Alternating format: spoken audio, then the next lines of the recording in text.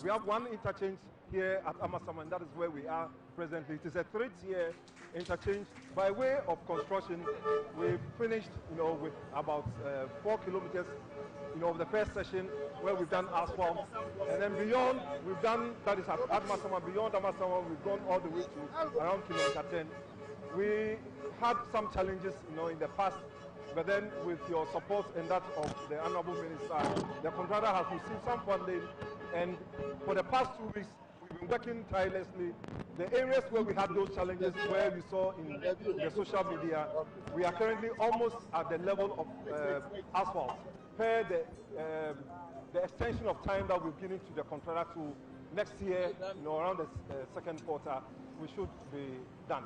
Your Excellency, at the time you took office, the contractor raised a certificate of almost $78 million before NPP left power, and they did not pay him.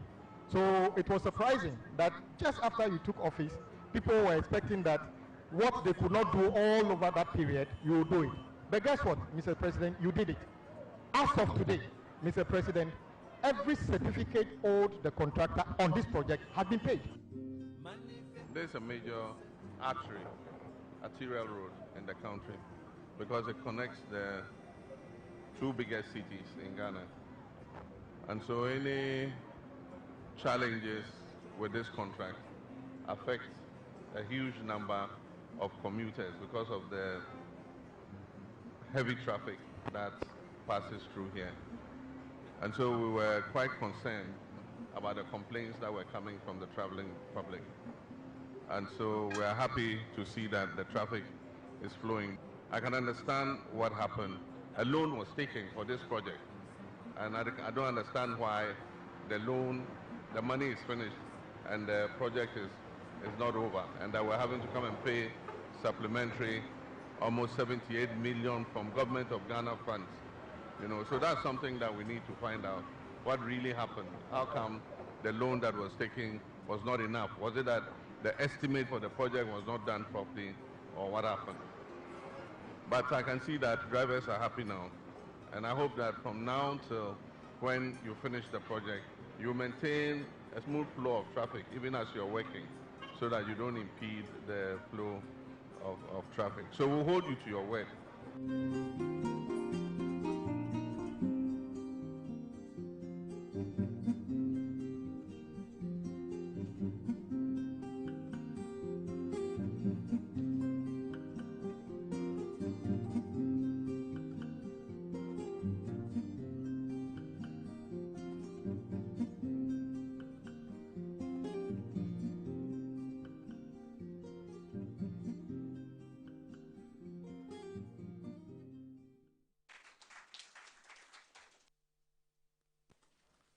Thank you very much. Kindly resume your seats.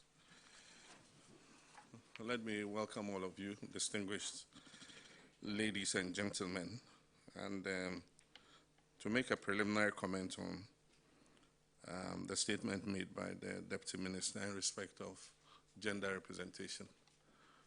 I think it's something we should take very seriously. We have passed an affirmative action act that says that 30% of all public office must be occupied by women. And so we expect that governing boards would have 30% of their membership being women. Unfortunately, anytime we leave it to the agencies to nominate, they nominate all men. And so we have a situation where we have a huge and important commission like the Lands Commission having only one woman. And I'm sure she's there because she's the executive secretary of the Environmental Protection Agency. If she wasn't, a man would have been nominated to represent her. So I think we need to look at legislation to support the affirmative action law. That gives a formula and says that for every governing board or institution, it must be mandatory that 30% of the positions must be reserved for women. And so we should look at that legislation again and see how to tighten it so that we'll be compelled. We'll have to, if it says 30%, then we'll have to work it like to a formula and say, you bring a woman, you bring this, you bring a man, until we're able to get the composition the way it should be. But it's nominated already, and we have to work. And I know that all of you are people of distinction and an honor, and I know you will do a good job. And so our Executive Secretary, EPA, you'll be a very rare species in this commission, but I know you're a very capable woman, and so you represent the 30% of women on the commission. Yeah, Professor? Thank you very much. Today marks a critical moment in our national journey of reckoning and renewal. The inauguration of the newly constituted Governing Board of the National Lands Commission is not merely a statutory obligation. It is the first bold step in a comprehensive national reset, an ambitious agenda to reimagine and rebuild Ghana's land governance architecture for present and future generations. We're gathered here not just to inaugurate a commission, but to make a solemn commitment. Never again shall the custodians of our nation's land act with impunity or indifference. Land is at the heart of our development. It is the basis for agriculture, for housing, industrialization, transportation, environmental preservation, and indeed cultural identity. It is also critical in attracting investment, securing livelihoods, and sustaining peace. Yet for far too long, our land administration system has become a symbol of everything we seek to change in Ghana: confusion, conflict, and expropriation. Public confidence in land governance is at an all-time low. Land acquisition is fraught with multiple sales and ending litigation and extortion, and also indeed violence. These problems persist in rural, peri-urban, and predominantly urban areas, nowhere more pronounced than in the Greater Accra region, which is the capital region. From the illegal alienation of forest reserves in the eastern region to the conversion of public lands in the north, we've witnessed a national tragedy of greed, impunity, and dysfunction. Indeed, no area of our national life is in greater need of a reset than our land administration system. Our ancestors taught us that land is sacred. However, successive years of mismanagement, compounded by political interference and institutional decay, have left our land governance system broken and vulnerable. Independent anti-corruption surveys have consistently ranked the Lands Commission amongst the most distrusted institutions in our country. Public lands meant for the benefit of all Ghanaians have been illegally sold, rezoned, or encroached upon with little accountability or consequences. Ladies and gentlemen, the unrestrained dissipation of state lands is not the work of the ordinary Ghanaian citizen. It is spearheaded by influential individuals who wield public office not as a trust, but as a personal entitlement. Prime government lands, ecological buffer zones, school land reserves, forest enclaves, Ramsar sites, and even lately lagoons have been appropriated by individuals who have been given the responsibility of protecting them. This must end with this commission.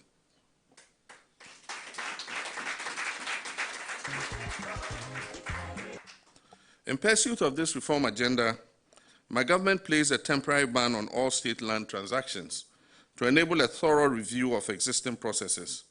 That exercise has yielded valuable insights into the weaknesses of our current system and the urgent reforms that are required. So today, with the inauguration of the new commission and the adoption of robust accountability measures, I'm pleased to announce that the ban on land transactions has been lifted.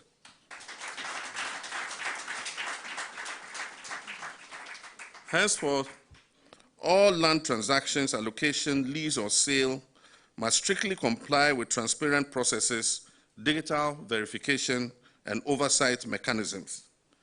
The lifting of this ban must not signal a return to business as usual. It is a signal that a new disciplined era of land management has begun. And that is why we are embarking on a bold reset, an agenda that is rooted in 4 pillars. The first being to restore public confidence in land administration through transparency, fairness, and justice. 2, to reverse illegal land transactions, reclaiming encroached lands, and protecting public assets. 3, digitizing, modernizing, and decentralizing land services to ensure access and efficiency. And 4, harmonizing customary and statutory land systems to promote equity and coherence. I've directed the Ministry of Lands and Natural Resources and the Lands Commission to immediately undertake a comprehensive audit of all state lands allocated, leased, or sold, particularly between 2017 and 2024. This audit will cover lands acquired for schools, hospitals, and public institutions, forests and ecological zones unlawfully converted to private use, any transaction tainted by conflict of interest, abuse of power, or political patronage. Where illegality or impropriety is discovered, such transactions will be reversed, and the land will be recovered to government by law. We're not on a witch hunt. Those who have legally acquired land through proper processes need not fear. This exercise is about fairness and justice. The Sale of State Lands Committee has begun its work and will soon submit its findings. That report will serve as a blueprint for rethinking the management, allocation, and protection of state lands. To transform land administration, we must move from paper to platform bureaucracy, platform bureaucracy to speed and digitization. The Lands Commission is being tasked to digitize all land records nationwide, building on the Enterprise Land Information System. To integrate services across registries, valuation, and survey departments.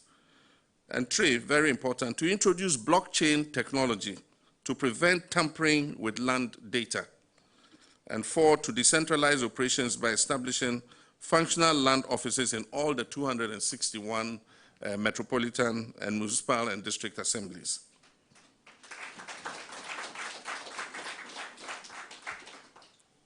Over 300 qualified young professionals will be recruited and deployed to support this decentralization effort. These district offices will become the front line of citizen-friendly land service delivery. Our goal is clear. No land document should take more than 30 working days to process, and no Ghanaian should have to pay bribes or know someone at the top to be able to register their land.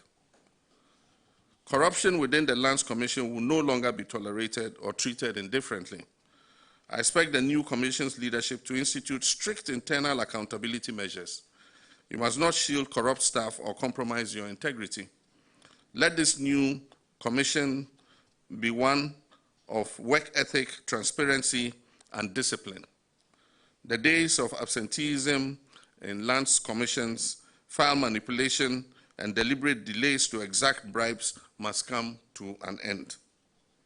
Revenue generated by the Commission from ground rents, premium, and other services must be properly accounted for and used to enhance service delivery and not for personal enrichment. We also recognize that over 80% of the land in Ghana is currently under customary tenure, and therefore we seek a new social compact between the state and traditional authorities, a partnership built on mutual respect and shared responsibility. Our reforms will therefore ensure that all customary land transactions are digitally registered and publicly accessible. Our reforms will ensure that we'll provide training and technical support to traditional leaders in how to administer their lands, guarantee equitable land access for women, youth, and vulnerable groups, and promote fair distribution of revenues from natural resources to affected communities. Unregulated urban sprawl, encroachment on public lands, poor fiscal planning are fueling floods, congestion, and environmental degradation. Henceforth, the Land Commission must work closely with the Land Use and Spatial Planning Authority and MMDAs to enforce zoning and planning regulations, to protect public lands, reserves for schools, clinics, markets, and green spaces. Let's use all resources. Let's use them. In Kuma, you have 2 development plans, 5-year plan. I don't know whether we have national planning. We have national planning commission or whatever. I think President Mills's time, something like that. But it's not working. That's one of our biggest problems. Anybody in power, everybody will say, put on building the one village, one dam, one district, one factory. basa there. This man comes, then he changes to another angle. So the country is not moving left. There's no national, one of the biggest problems, national. You don't know where we are going. Only heaven knows. We are going, heaven knows. Only heaven knows where we are going. It is true. We have no sense of direction. That is one of the biggest problems. And if you come to power, you don't come with your own plan. You come to follow the national plan. Exactly. 4 years, if NDP doesn't win, NDC wins, they can adjust the plan, but they cannot. There's a plan of a house. You can just maybe change window, make it that and that, but the plan is there. There's no such plan. So the youth don't know where we are going, and they worry. When I left school, I knew where I was going. I joined the army. I knew where the army would take me. You see, and as long as you don't have a national identity as to where we are going, even I'll go as far back as Nkrumah time and blame the regime. You see, we have made a mistake, but we were beginning, and we should learn from our mistakes. Nkrumah was a battle with the opposition. That battle carried on till almost today. Rather than getting the opposition to join him, it is not easy. The NPP to join the NDC when it comes to planning, because the plan we are making is for all of us. When tomorrow be in power, I will plan the plan.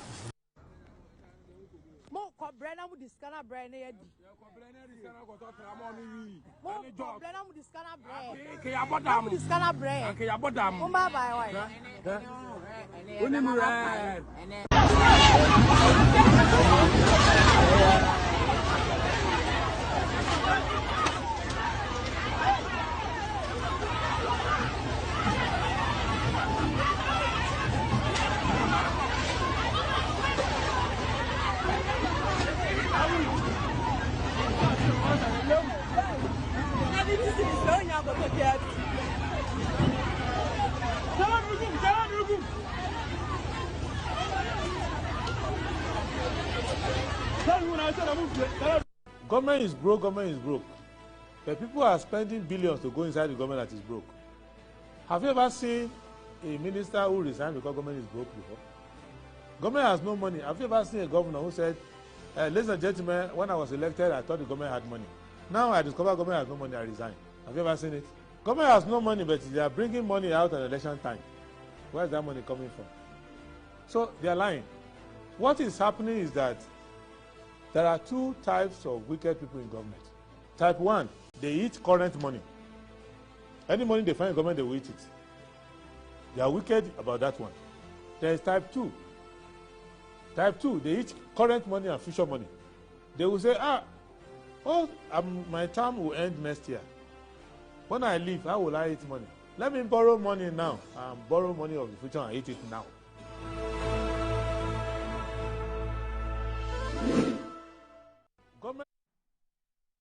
Good morning, welcome to the show. This is Good Morning Ghana on the Metro Television. My name is Awudu Moro. Today is the 4th of September 2025, and as I always say, this is the day the Lord has made. Indeed, we're glad in it, and we want to say a big thanks to the Almighty God for giving us that rare privilege of returning here to join the nation's conversation on the big issues that are going around in our dear country, Ghana. So I'll go straight ahead and look at what the newspapers are reporting this morning. Daily Graphic analyst Lord Order at Akwetia by elections call for sustainable process. President demands firm 2026 deadline for Fankor in Sawam Road. Thieves vandalize Obechabi interchange. Daily Graphic Greater Home Ownership Fair. Access Bank reduces mortgage rate to 18%. The Ghanaian Times. President inspects Fankor in Sawam Road project. Contractor sets June 2026 deadline, 75% work complete. Inflation eases to 11.5% in August, lowest in 4 years, GSS. Akwetia MP-elect pledges focus on constituency development. Deliver judgment in my favor, former CJ praise ECOWAS court. Daily Guide. Who leaked my in-camera hearings of Akufu fumes? NPP calls for Chief Azoka Alhaji Wahab's arrest. Yoko picks up Kofi Akpalu. Ofankor in Sawam Road deadline stands. Mahama, Akwetia by-election doesn't reflect 2028. Justin Kodia. The Insight. Ukraine crisis triggered by Western-backed coup, says Vladimir Putin. And there's reparations, a comprehensive review of history, struggle, politics, and law by Andrew Apia Dankwa. Don't toy with our cultural heritage. Gadangwe Coalition warns Ghana tourism boards.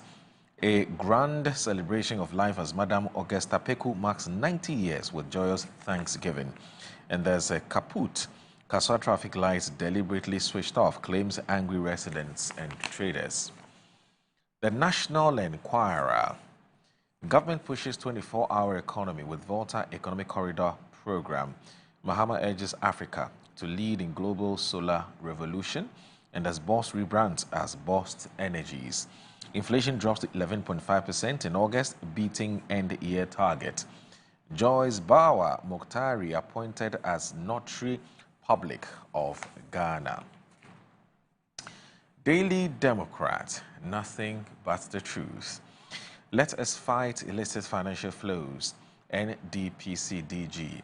Ghana ISA push solar solutions for Africa. There's NPA wins Most Connected Energy Sector Agency of the Year award. Family Health University welcomes new GEMP students. Kofi Adams resets Black Stars spending for transparency and cost reduction. Government pushes 24-hour economy agriculture strategy through Volta Economic Corridor Program. The New Republic. The New Republic. Family Health University marks new chapter for medical education. Puamang goes cash for Araba Imani. Boss claims committee that removed Tokono rejected life-changing bribes. And there's also Akwalu Bastet, political patronage, court napping in a duvet. And then there's a forgery rocks agenda 111. Court filings expose shady dealings at heart of Ekufadu's health infrastructure initiative. And there's mine tycoons fear government acts. Chamber of Mines warns of unfeasible projects and high grading disaster. Daily Post. GRNMA leadership apologizes to Health Minister. Health Ministry places 13,500 nurses on government payroll. And the CJ's removal. Sophia Kufu's comments amount to breach of oath of secrecy as Council of State member. And Sasari. I will hold you to the June 2026 deadline. Mahama Tofankon Sawam Road contractor. And then the Business and Financial Times. 7 livestock breeding stations up for repair. Solid rise in new orders as price continue to fall. New order growth risk or takes higher. Further reductions in input costs and output prices. There's also business activity drawn and poor weather conditions. Inflation eases to 11.5%, 8th consecutive monthly drop, lowest since October 2021. CPC's 50% share price jump, blip or sign of recovery. All right, so let's check out what's on metrotvonline.com. Watch this.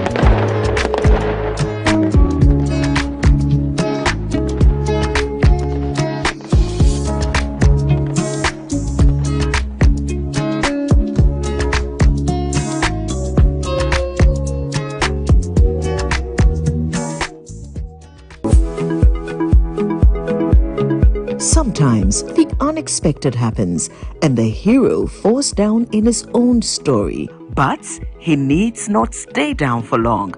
Cosmopolitan Health Insurance is your trusted health partner. Whether an individual building a business, with Cosmopolitan Health Insurance, your medical care is our concern. For the best health insurance solutions for corporate institutions, groups and associations, families and individuals, choose Cosmopolitan Health Insurance from our over 700 accredited health service providers nationwide. Call us on 0302 540 668 or 0501 678 547 for all your health insurance solutions. Cosmopolitan Health Insurance, your medical care is our concern. Chia winning Nara, me ding edge baby dapa, me dear strong cocran ebremo. Now that what you animal would be an egg, Japan, me de bremo. And no, any summer spices. Summer spices in here, and wow, no mebreo. Various flavors, Ubenya a yako, Ubenya nemchi, you do good jollof woman, and we get there. Ubenya you do quam, you do for you, hot knuckle pibito. Na Emma with Gianni, and yet day. When you mean ya, you can you go to your for acre. Down where your communication talk, we all enjoy Uduba, that Samu spices. What in the essence don't type. I'm thinking that Yaga. Samu spices in a Sabiti, Daddy so say. Samu spices, Moon Samu. Samu spices, Yama chicken. Samu spices. In Sanaka in Kitwa, mixture 10 grams, your chicken, spaghetti, garlic and ginger, stew, can jollof, and the flavors Alfredo bebre. Samu spices, yes, Saka. I'm a brand manager. Of course, I accept only quality and affordable printed souvenirs for my promotional campaigns. I'm the head of academic affairs of a very important institution in Ghana. Of course, we only deal with quality, reliable printing companies for our institution's printing materials. I'm talking about appointed time printing. Appointed Time Printings. We take pride in our extensive print scope that transform your ideas into captivating visual masterpieces. We delve into the core objectives and vision of each print project. Precision printing is at the heart of our printing process as we meet your tight deadlines. Our rigorous inspection, color verification, and overall printing excellence are assured. 20 years of printing excellence. It's always a pleasure working with you to create a vibrant, dazzling printing experience that gives you a masterpiece. Appointed Time Printing, your world of quality and affordable printing. Brush, brush, brush, brush, brush, brush, brush, brush your teeth. Brush, brush, brush, 2 times a day. Brush with Kel-Kit. Hello, my friends. My name is Kel-Kit Toothpaste. Wow. I was made to be gentle on your gum, but protected. I will protect your teeth from cavity, make your teeth whiter, stronger, keep your mouth fresh all day. And best of all, I'm strawberry flavored. So put on a smile and try me. That's amazing. Just try me. That's my job. If you say so, jump on my brush. Makes your teeth stronger, chicky chicky whiter, chicky chicky stronger. Yay! You did it! I'm glad you like your new toothpaste. Don't forget to brush both day and night. Kel-Kit. Happy smile.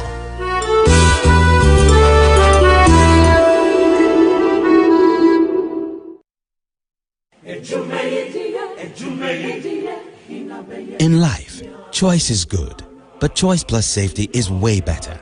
Your safety and comfort is paramount. Under the cylinder recirculation model, you can buy LPG in a safe environment. All cylinders are inspected and maintained to the best safety standards, so your safety is assured. Just take your empty cylinder to the nearest exchange point and swap it for a filled cylinder. Different cylinder sizes will be available to meet your pocket size. Imagine cooking in a smoke-free environment. This will improve the health and well-being of you and your family. Choose LPG in a safer model of distribution. Cylinder recirculation model. Securing your safety. Creating more jobs. A message from the National Petroleum Authority under the patronage of the Ministry of Energy.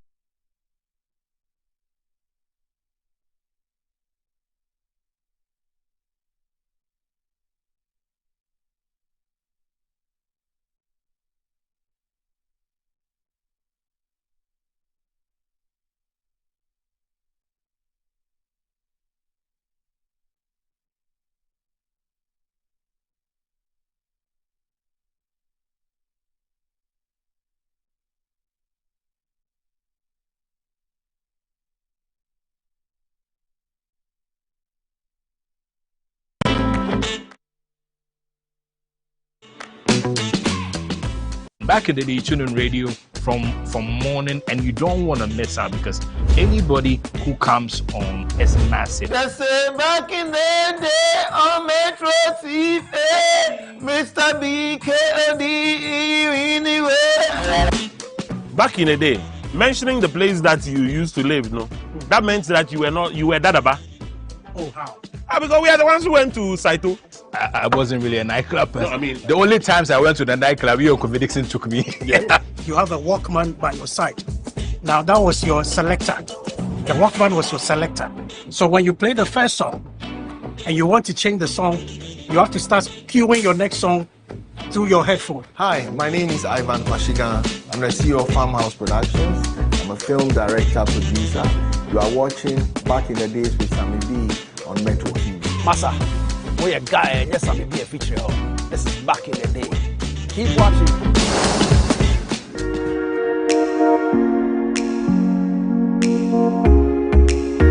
Back in the Day is brought to you by Telecel Ghana.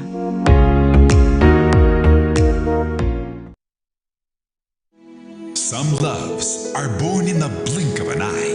I've been madly in love with her since the first time I saw her. Then let's get married today. I'll be the happiest woman in the world by your side. And they kill your soul in a flash. Televisa presents You Are the One. Angela dreams of keeping her promise to be a great doctor and help her people.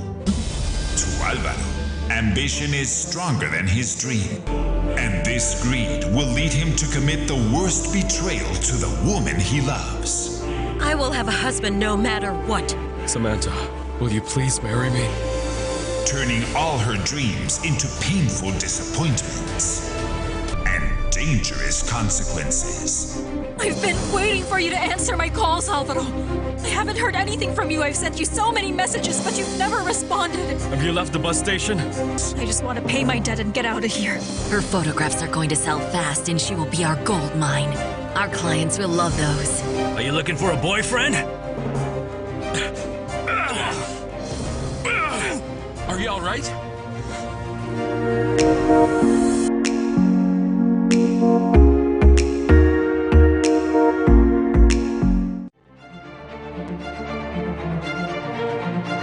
Smart, bold, unapologetic. This is Annie Ampafo.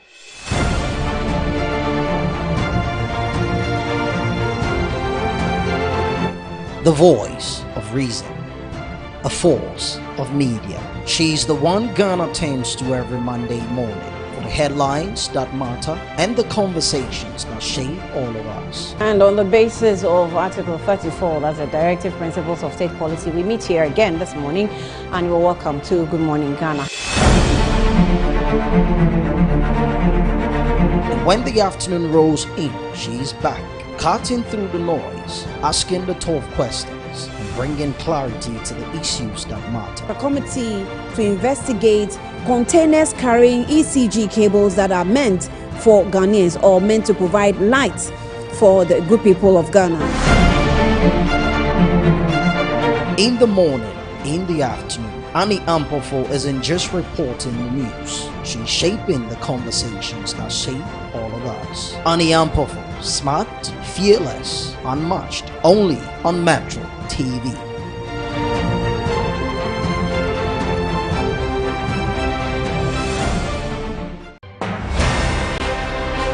When the day ends, the real stories begin.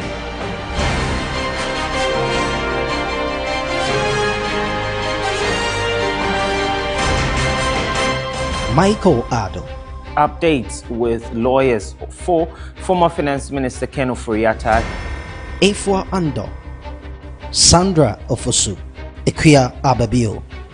Dominic and Sopra. We're bringing you the latest in the world of business. Sharp, precise, compelling, unmissable, uncompromising.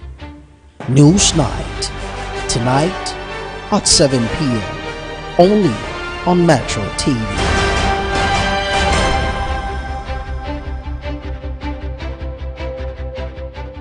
You Are the One is sponsored by the Luckiest.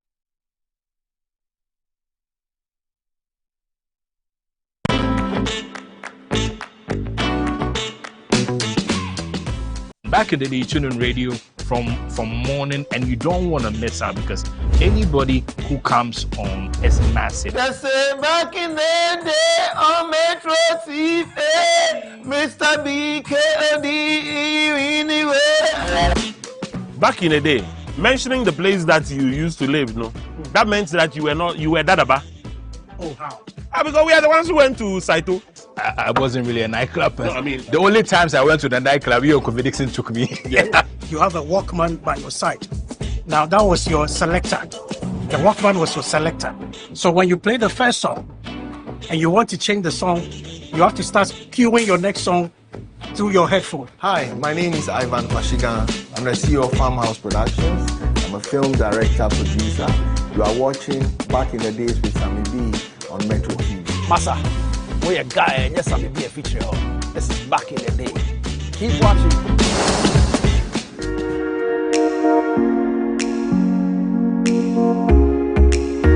Back in the Day is brought to you by Telecel Ghana.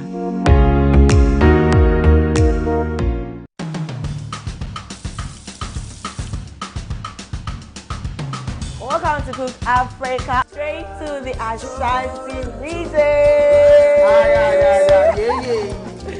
Hey, well, I'm talking about boys. You go back there today.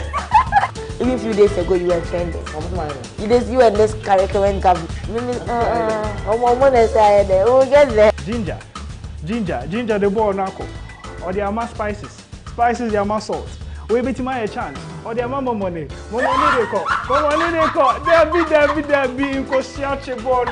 welcome, go cake. So my grandmother took care of me.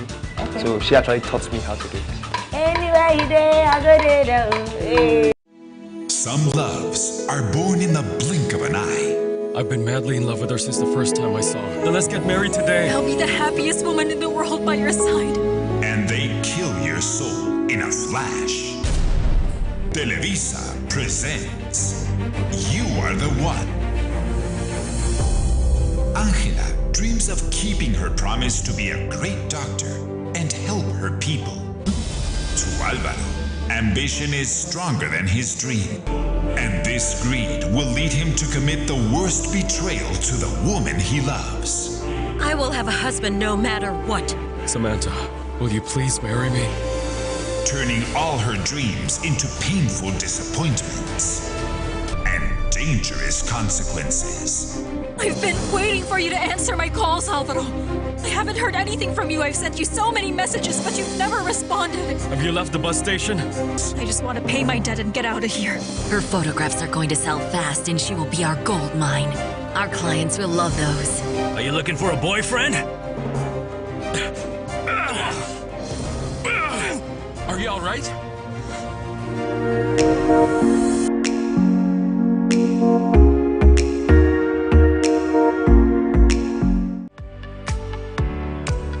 In Ghana's evolving economy, staying informed isn't an option. Business never sleeps. Markets shift. Deals are made. Power moves happen. From the boardrooms to the marketplaces. From government policies to global market trends, we bring you the insights, the analysis, and the strategies that shape your money, your business, and your future.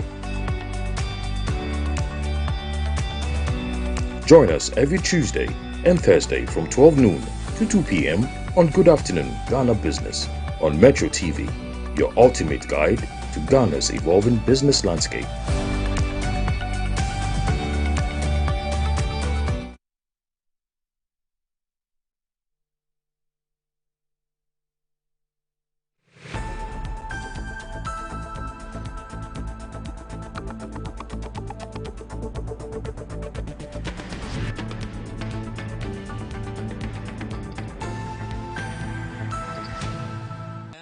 To Tamale, to what extent is the NDC willing to go? You have too many seats in Parliament. Only Tamale.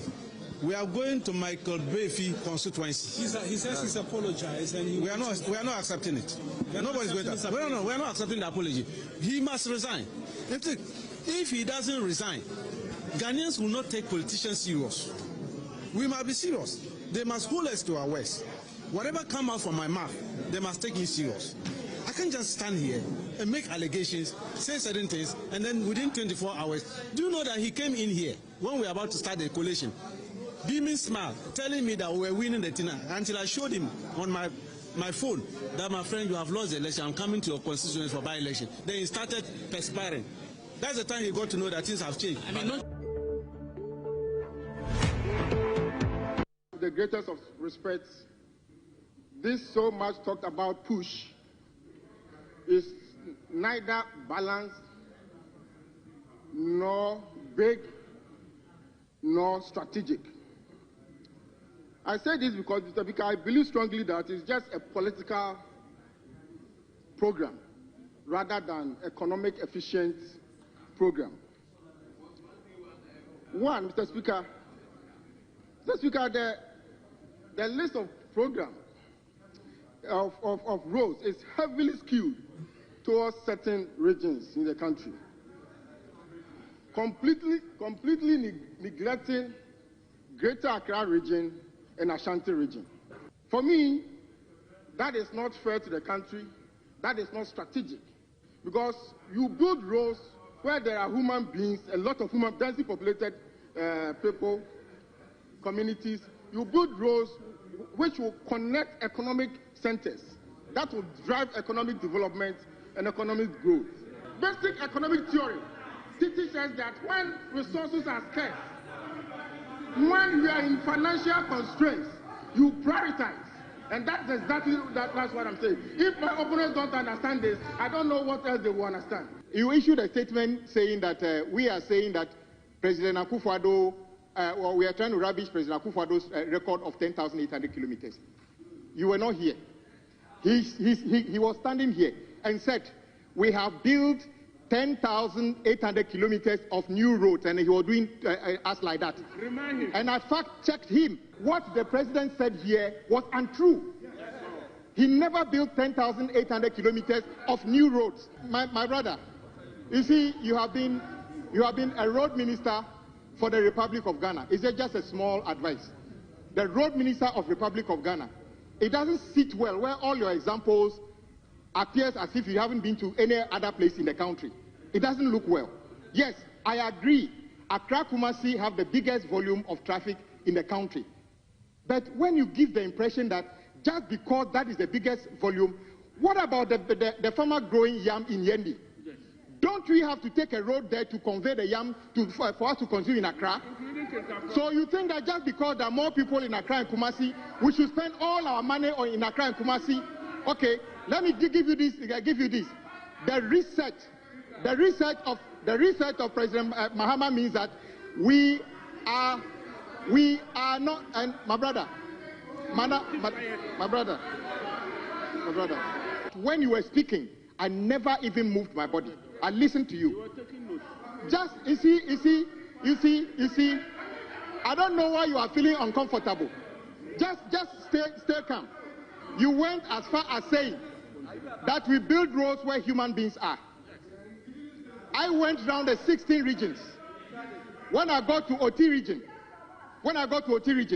there was no active road project going on in the OT region. Wow. Is that fair?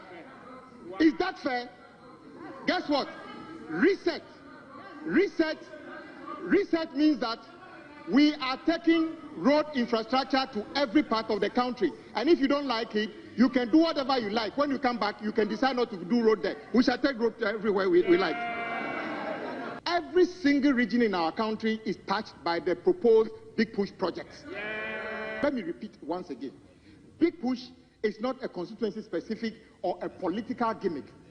Take, for instance, as you have been a former road minister, take from Wenchi to Wa.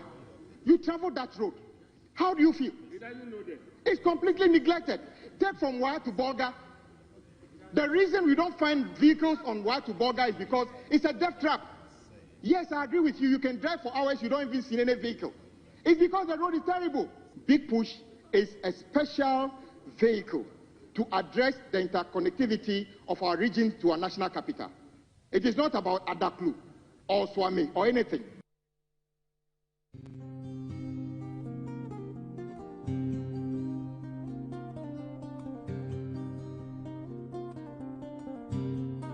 You are welcome, Your Excellency.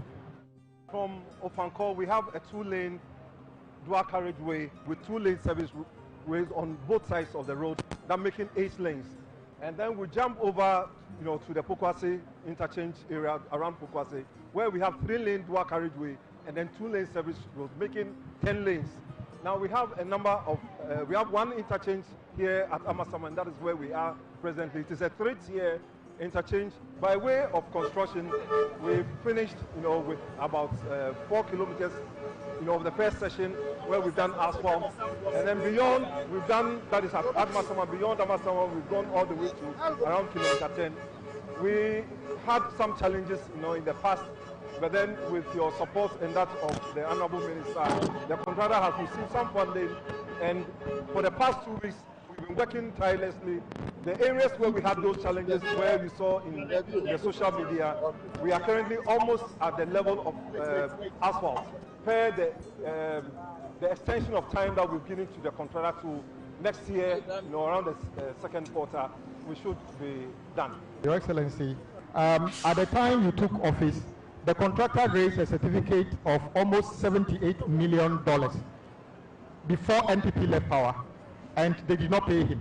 So it was surprising that just after you took office, people were expecting that what they could not do all over that period, you will do it. But guess what, Mr. President, you did it. As of today, Mr. President, every certificate owed the contractor on this project has been paid. There's a major arterial road in the country, because it connects the 2 biggest cities in Ghana.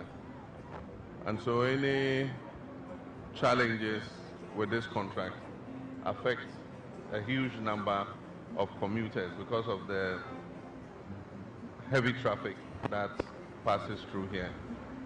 And so we were quite concerned about the complaints that were coming from the traveling public. And so we are happy to see that the traffic is flowing.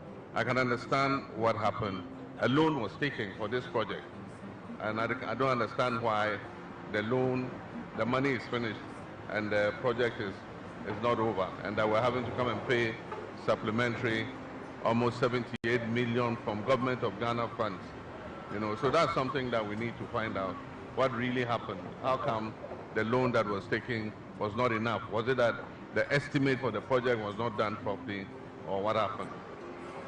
But I can see that drivers are happy now, and I hope that from now till when you finish the project, you maintain a smooth flow of traffic even as you're working, so that you don't impede the flow of traffic. So we'll hold you to your word.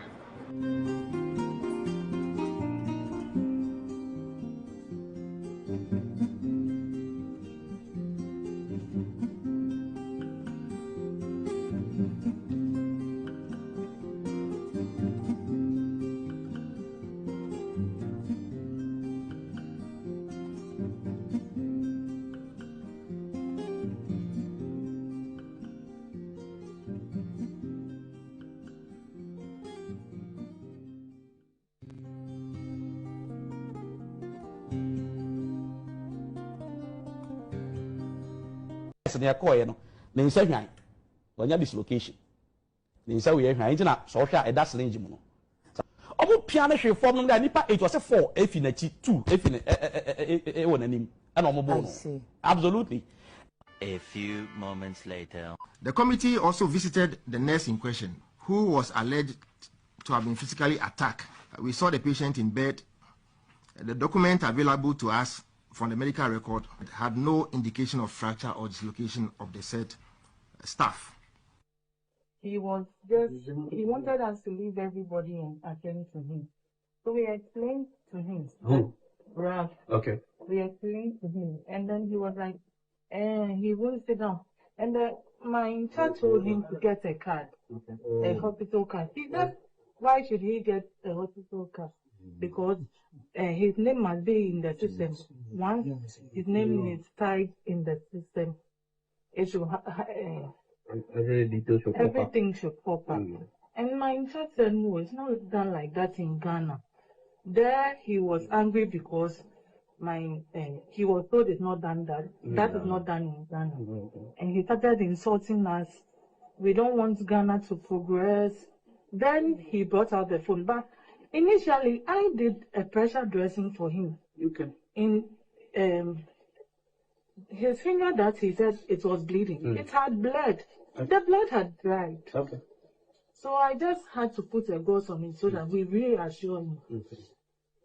He wasn't happy about it, so he took off the dressing I did for him. Then I approached him and I told him that I've done a dressing for you, so be patient. We have 2 trauma cases and other cases too are there. He wants us to leave them. He got angry and he started yes. So he did this to me. And then when he went out, I don't know where the guys came from. Most of the health workers saw them earlier, so they had flee. I didn't see them. And then they, from my back to my chest, and then they were just... Did they push you? Were you pushed? Or what did they do? What did they do to you? Yes, I was hit. I don't know if it was a fist, a tap. I can't describe the... But what happened to your hands? Raphael, I don't know, Raph did this to me. He hit me with the phone with the fist. And I even dodged a couple of the fists. And they hit me all over. But right now I have a dislocation on my shoulder. And some headaches and body pain. All right, thank you very much. And to add that, he was telling us he will follow us to our homes and beat us. And if take one life and... Oh, he'll take one life. Actually said that. Yes. We are happy to hear that, and I think this is a very unfortunate situation. He wanted us to leave everybody and attend to him. So we explained to him. Who? Ralph. Okay. Start doing something. Somebody needs to start doing something. So who is in charge, bro? No, I mean, this is not needed. This is not needed. Let's just do the right thing. Somebody should just be inactive. Somebody should call somebody. Somebody should come and attend to somebody. That's it. That is all we are asking for. There should be any sense of agency, please. Mate.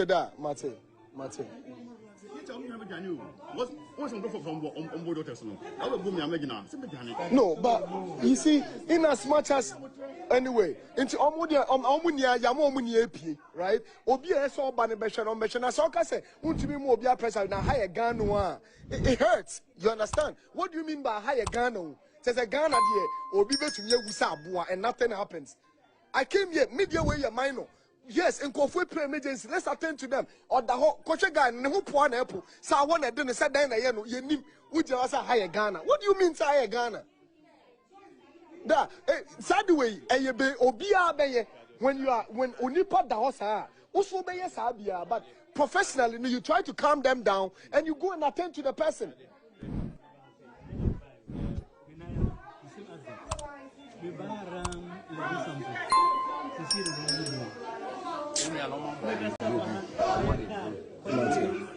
Martin, let me calm down. They're going to work on it. Calm down. Oh dear, you see, somebody should be around him. I don't know. So what I say, they need to understood.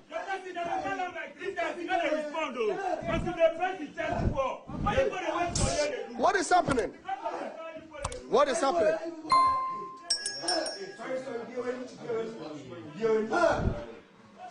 No, but no way. See, the person goes right now. Charlie. See. Charlie, Ridge Hospital. This is happening in Ridge Hospital. I don't know. See. You see? Who is supposed to be acting? Man. They don't care. Nothing is going to happen because at the end of the day, Obeko you can acquire health and your friends saying home care. You guys should try stabilizing. Okay, I'm China the best in Whoa. Yeah, but I mean something needs to be done, bro. Yeah, I'm listening. But some issue like this, the doctors to the human beings. If you put pressure on them, if you shout for then go do something and make mistakes. Exactly. So fine. So as we go out, make somebody also. Everybody left. They were all outside until they came back, check him again, and nobody is on the person. Just because they said they are not finding his card. What do you mean you are not finding? So because of the card, you're not going to attend to the person. Attend to them. After everything, the card, whether the card it can be done again. The card it can be done again.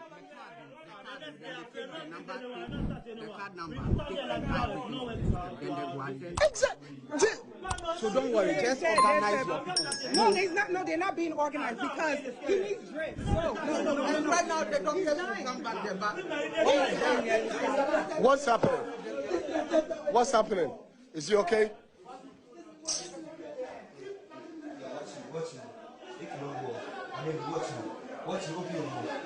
Wait, give me gloves. No, don't do it. Don't. I have to save somebody's life. Don't, please. Don't do anything here. This is not. Keep a blood pressure machine on. No, don't. You hold the bag. No, hold the bag. Let me do what I have to do. Give me the power bank. Hey, yo, Kelly, I said let you give up. Tyler. Charlie. Yo. So nobody is doing anything. Like everybody is watching. Charlie. Then when we finish this, we talk about we are going to set up a prophecy and interpretation ministry where people are dying like animals. Charlie. Okay, let me, this is what really matters. So, you let me get all the nurses on board. If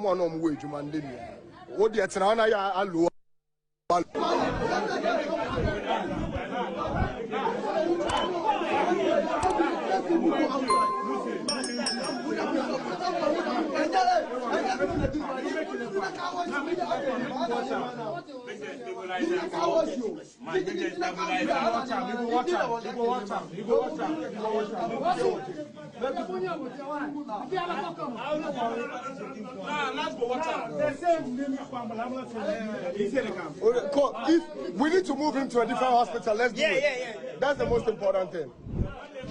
Let's move him to a different hospital. They didn't know that Yame could just move on to a different hospital. That's it.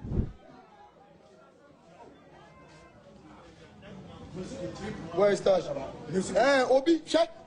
You pay about more than 30 minutes. So, Nipa do Obi Nasu or do Obi Nasu hospital. Are we human beings at all? Are we human beings? Okay. But you see, in no time, me don't yanko.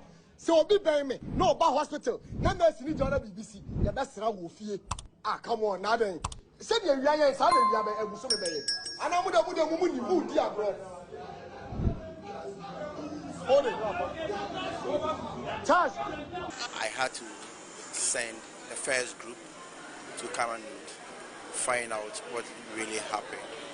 So the report or the feedback I had indicated that I should follow up, that the health professionals were down-spirited and they were considering other options. And so quickly I had to come and engage them and to also have first-hand information about what really took place. And after that, I've had some behind-the-scenes or closed-doors meetings with them. I've listened to their side of the story. I have not had the opportunity to also listen to the gentleman who made the social media live interviews or broadcast. I've just engaged him, but we've not spoken about the issue at stake. So, workers at Kolebu Teaching Hospital, and then my uncle had a serious asthma attack. Ya didn't ba hono. he was struggling not from Nana or pray, but because you people are on strike, you refuse to even take care of him. Even after his wife was demanding, say, Mudia Munshenu, she's going to pay every amount. Ye profession, we are all humans. So, a young man at the age of 30 years, he married just 3 years ago. 3 years ago, so yeah, this December will be 3 years. He doesn't have a kid. He had an asthma attack. I can't tell you, say, you guys are on strike into unfun and co. Yeah, Damasi, he's dead. Yeah, the not question much. Yeah, Damasi, we are grateful to you people. See, you profession soon, Chaya, Mumma and Kasi and any pow. And you money and I be. Now, so we are men show your when him, Nang Yaneboni. He is dead. Yes, woo. Thank you to whoever they met there. Where do you want to know?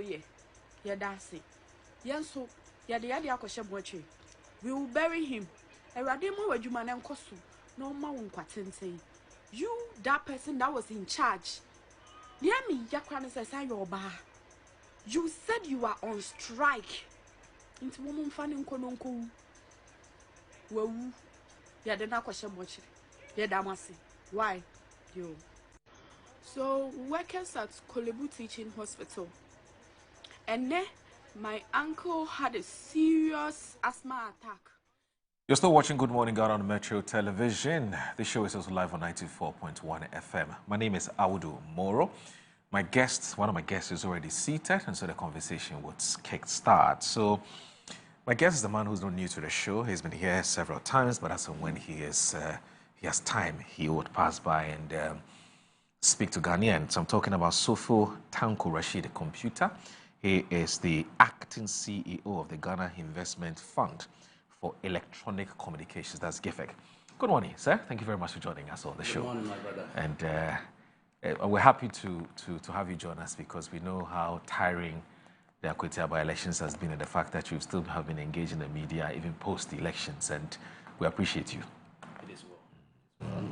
Right. But there's something I've been wanting to find out. So post the unfortunate demise of our own friend and colleague and brother, Dr. Mani Buama, who has taken up the acting, role of the Director of Elections and IT of the NDC.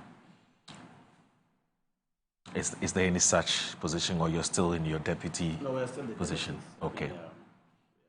Four deputies. Okay. Let me say good morning to you, Jerry. And then good people of Bimbila. Wish them well. We have a Damba festival. Okay. Coming.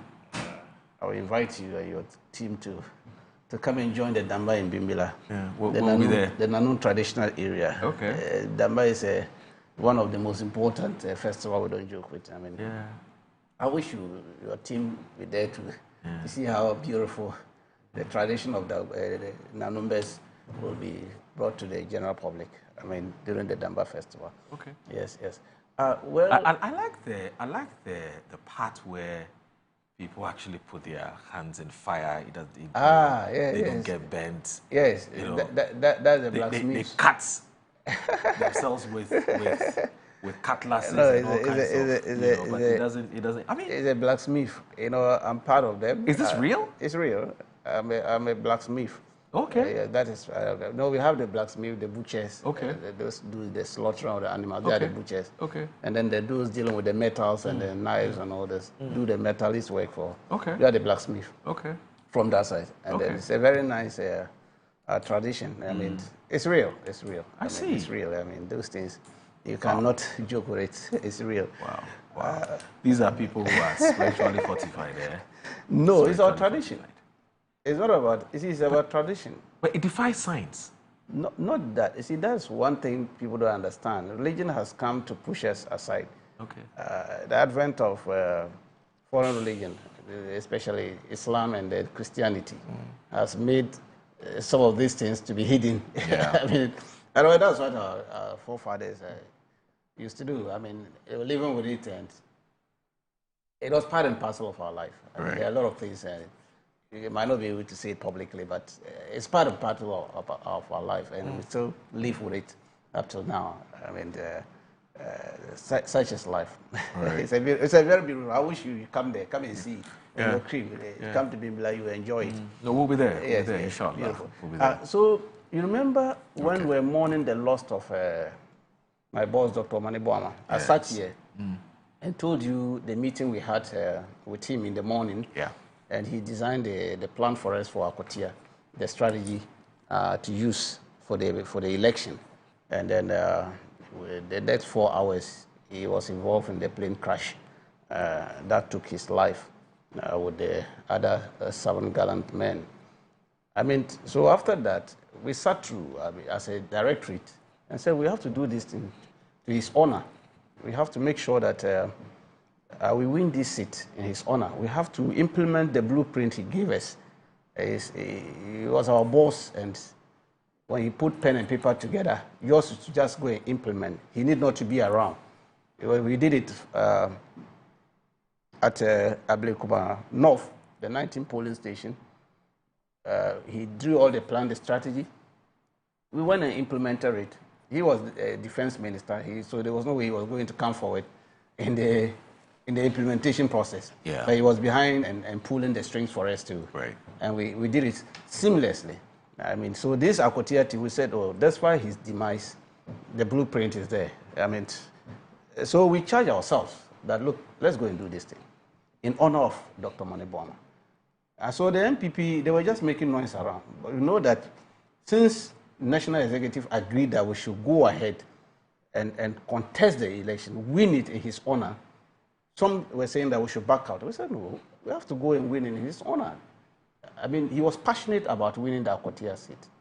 He was the one always pushing me to speak about the rigging machinery of the MPP in the Akotia constituency in 2024 election. Okay. And that if we were able to show them during the by-election that they actually rigged the election and win it massively, so that Ghanaians will see that whatever we're saying was true, then we'll be vindicated. And so based on that, we went in fully. And then so with the plan, the strategy we knew we were going to beat him. Beat the MPP hands down. And it worked perfectly. I mean, if you look at the members of the directorate, my colleague Madi, Yaira Koku, Dr. Atta Boateng, and then had a tacit support from the National Executive, led by the National Chairman, the General Secretary, and all the party bigwigs in the country. And everybody came and supported us as a directorate, and we did it. And with the speedtest of time, I mean, within an hour after the close of polls, we were able to collate all the 119 polling stations. By 6:45, we are done.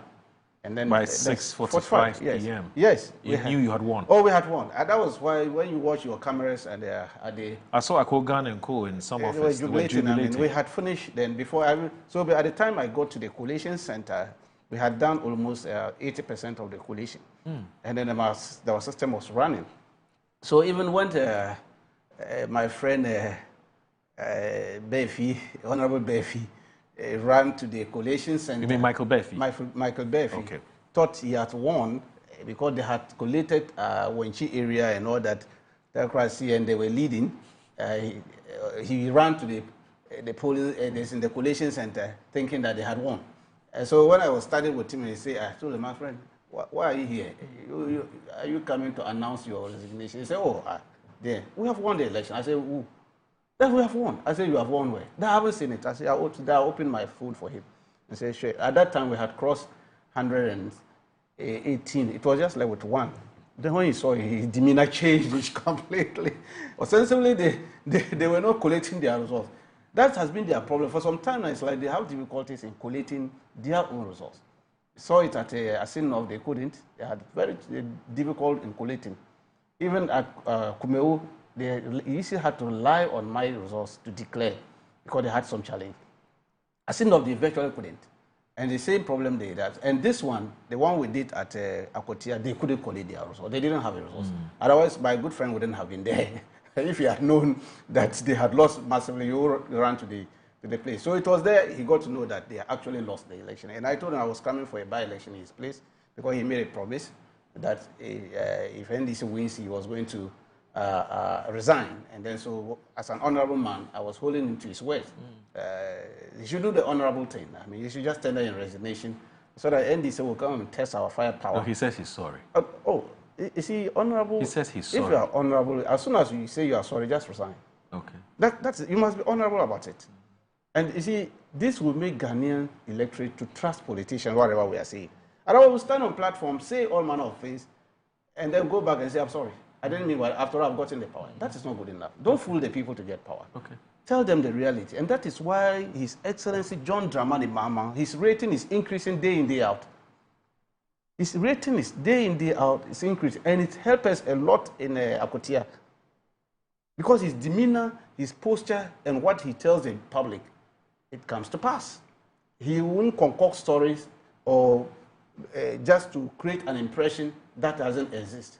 That is not the type of president we have. Okay. So that alone is supporting us a lot. Whatever we are going in for elections and all that, the people believe that, look, these are a group of people we should have confidence, we should trust. Okay. And so for my friend Befi, he should prepare. I mean, if he does, we say we will get speaker to hold him to his word for us. We as a party, if he's not resigning, we'll write to the speaker. I mean, to ask that he should let him do the honorable thing. I mean, either he resign or he stand in front of Parliament and apologize to the whole country. You mean you an are honorable person. You are already eyeing the new job in South? Of course, even as of yesterday, some people were expressing interest when I was going to open nominations. Should they? Who? Who's expressing interest? Yes, the people are interested. They know anybody we pick as a candidate a new job and was going to win the election. And Really? NPP cannot beat NDC as of now in any election anytime soon. That party is completely disorganized. And it's one of the reasons why they will continue to lose elections until they realize it and go back onto the drawing board, reorganize themselves, reset the party, and then get to understand that there's something wrong with the party machinery as of now. There's no way. They will continue to embarrass their supporters day in, day out. Okay. In the election that will be going. So we'll have a whole conversation about how you were able to pull this off as against what the MPP thinks you did to win the elections. They've said all manner of things, and they've talked about what they intend to do going forward. Let's look at what the Daily Graphic today is reporting. And if you look at page 13, it says, Analysts laud order at Akwitia by-election. Now, it says, call for sustainable process. Now, Samuel Duodu is reporting that 4 political analysts have welcomed the orderly conduct of the Akwitia by-election and said it should be the standard for future by-elections. Now, they have, however, advocated a more pragmatic system that does not require such heavy police presence and other resource development for a deployment for a single election, with one of them indicating that the level of resource deployment for the Akwitia by-election cannot be sustained.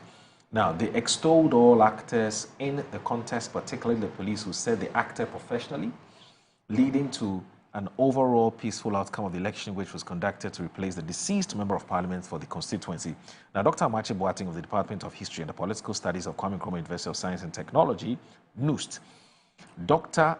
John Osai Kwapong of the Ghana Center for Democratic Development CDD Ghana, Project Director of the Democracy Project, Researcher, Poster, and Chief Executive of Global Info Analytics, Musta Dankwa, and the Governance Fellow of the Institute of Economic Affairs, Dr. Samuel K. Dakwa, expressed diverse views on the Akwitia by-election that saw Benabedi Akombedu of the NDC emerge the winner in separate interviews in the Daily Graphic.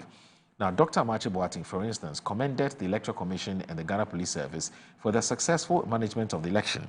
Now, the EC demonstrated that it had mastered this whole thing with organizing elections here in Ghana. They, the staff, know the terrain.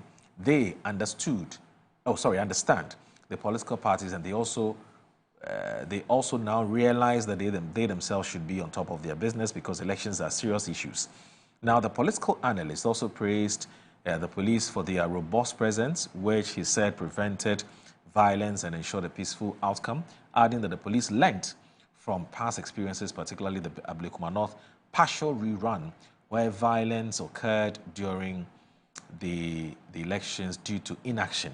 Now, the police took no chances, 0 chances. The heavy presence of the police did not make violence possible. Dr. Amache Boateng added however, expressed concern about the feasibility of replicating such extensive security arrangements for future elections, citing resource constraints, and emphasized the need for political parties to play by the rules and resolve electoral disputes through the courts rather than resorting to violence. He said what determined the Akujaba election were the issues of economy, jobs, galamsey, which is legal mining, and education, saying those issues were crucial in determining electoral outcomes in this country. Now, I would take your thoughts on what you think about this. The fact that it's expensive, it will be difficult to sustain, etc., etc. How did you pull off, or what did the trick for you as far as the Akujaba elections are concerned? Well, like I said earlier, I mean, if you look at the performance of the government of His Excellency John Dramani Mahama over the 8-month period we've been in power, phenomenal. He's done fantastic. I mean, the rating of the government has increased. The confidence level of the people in the government in terms of delivery is very high. They have trust in the government. They believe that this, although it's a young government, but it's living to its expectation. It's doing what it promised the people that it's going to do. And that life has a bit come to a very, the difficult life terrain that we used to live under the NPP has reduced drastically. Prices of goods, foodstuffs in the market has reduced drastically, a lot. I mean, if you go to the pumps, it's stable. Prices of fuel and all this is stable. So industry is picking up very fast. Agri sector is growing up.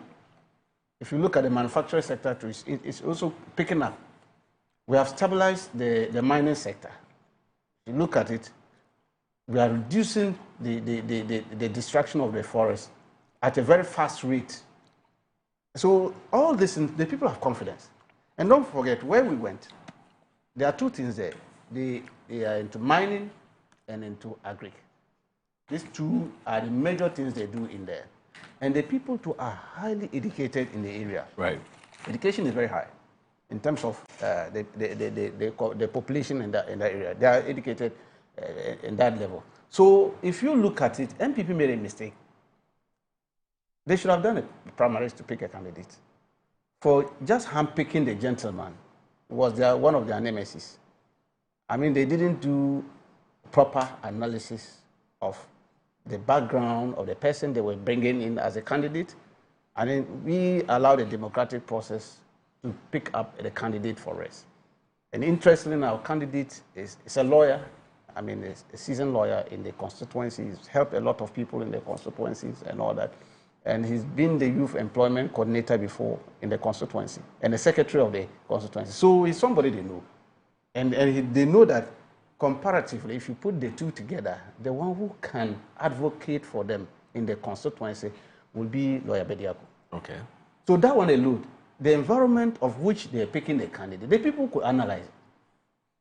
They're highly educated people in that constituency. And so they will do this analysis, they themselves, and see that, look, in terms of the two candidates, yes, the NPP man, I like him because he's a business guy. He's a young man who is doing well in business. And so he will need support to grow his business so that he can bring in more young people to support in that. There are certain rules, such people, you don't push them into. That's why he admitted yesterday in his interview that actually the NDC did well and that he's also going to grow himself and build his capacity. Yes. That was when he was conceding. In fact, he talks about, yes. he actually went ahead to talk about the fact that he wants to have him pursue his PhD. That is it. That's what I'm saying. So you see, he understood it. Yeah. That clearly, it's like, before I want to do this job, I need to raise this thing, build my capacity, and so that I can catch up with this thing. So you have gone ahead. There are better days for me too. I mean, that's the beauty of it. Apart from that, we made the people to understand that, look, these promises that we are bringing to you, they are genuine promises. They are not things that we are coming and behave like they are sin of style and all that. They are promises that we are ready to keep. Look, where we were staying, a GCD, this Ghana Consolidated Diamond area, it was abandoned, completely abandoned. Well, it is when the people voted for His Excellency John Dramani Mahama that life has been brought back to that place again. Now you go to the whole place is lit, and they are now trying to revamp it. You can imagine the number of people who will be recruited to work in that area. Right. It was abandoned completely. Fine buildings and all that. I don't know why for 8 years MPP abandoned it, and in the constituency they couldn't point to one thing that they've done in the constituency that we knew for the benefit of the whole generality of the constituency. So MPP had deficit in that constituency already. And then so we said, fine, we will do what is needful. We educated the people, sold the good works of His Excellency John Dramani Mahama to them. The chiefs were pleased with it, and they agreed they were going to vote for it. Now the only thing was left for us was to protect it. Okay. Because time and again I said it, NPP didn't win the 2024 election in that constituency. They rigged the elections. Because of that, we went to court. We're pursuing that matter in court. You know, they declared the results at Tesano police station. It wasn't declared in Akotia. We were declared in Akotia. They said they won't accept. So they ran to Tesano police station with another returning officer. They brought somebody else. And the person stood there and declared Eskumi the winner with a vote margin of 2,000. You see the interesting thing? So we were able to track the 2,000 votes, where it came from, and realize that this was a rigged election. So that was the basis on which we went to court. I see. So whilst we were in the process to exhibit the evidence that the election was rigged, the gentleman died. So the matter became moot. So we couldn't exhibit it. Now the opportunity came. We said, look, let's exhibit the evidence in the by-election. Let the people vote so that the general public will know that we actually said what we meant was true. And true to see, you said the difference. The difference between NDC and NPP in this by-election is 2,964. In fact, you've only managed to add about a bit more. That is why in excess of 700 votes. Yes, because the guys were smart in rigging. In those areas, we identified the areas. So you clawed back the 2,060 something and added some 700. Added some votes into it. Because we knew that this was not MPP votes. And so when we started with our boss, Dr. Manibam, we identified all these areas and see how we're going to make sure that we claw back those votes meant for the NDC and make sure and prevent the NPP from doing that rigging thing they used to do in those areas. But the dynamics have changed, haven't they? You are now in government. You have incumbency advantage. In any case, it's been 9 months since the elections was held in that same constituency. So obviously things were going to change. And I'm saying that, of course, things will change. But if you don't open your eye, eagle eyes, they will rig the elections. NPP was bent on rigging the elections. My question was in relation to the earlier statement you made, which statement was that you've always believed that the Akwetia elections in 2024, the NDC won, except that the NPP stole that elections. And so in order to prove that indeed Akwetia was yours and not for the NPP, you took advantage of this by-election to prove that point. And I'm asking that, how about those who also counter-argue that the dynamics have changed for two reasons? One, you have incumbency as an advantage.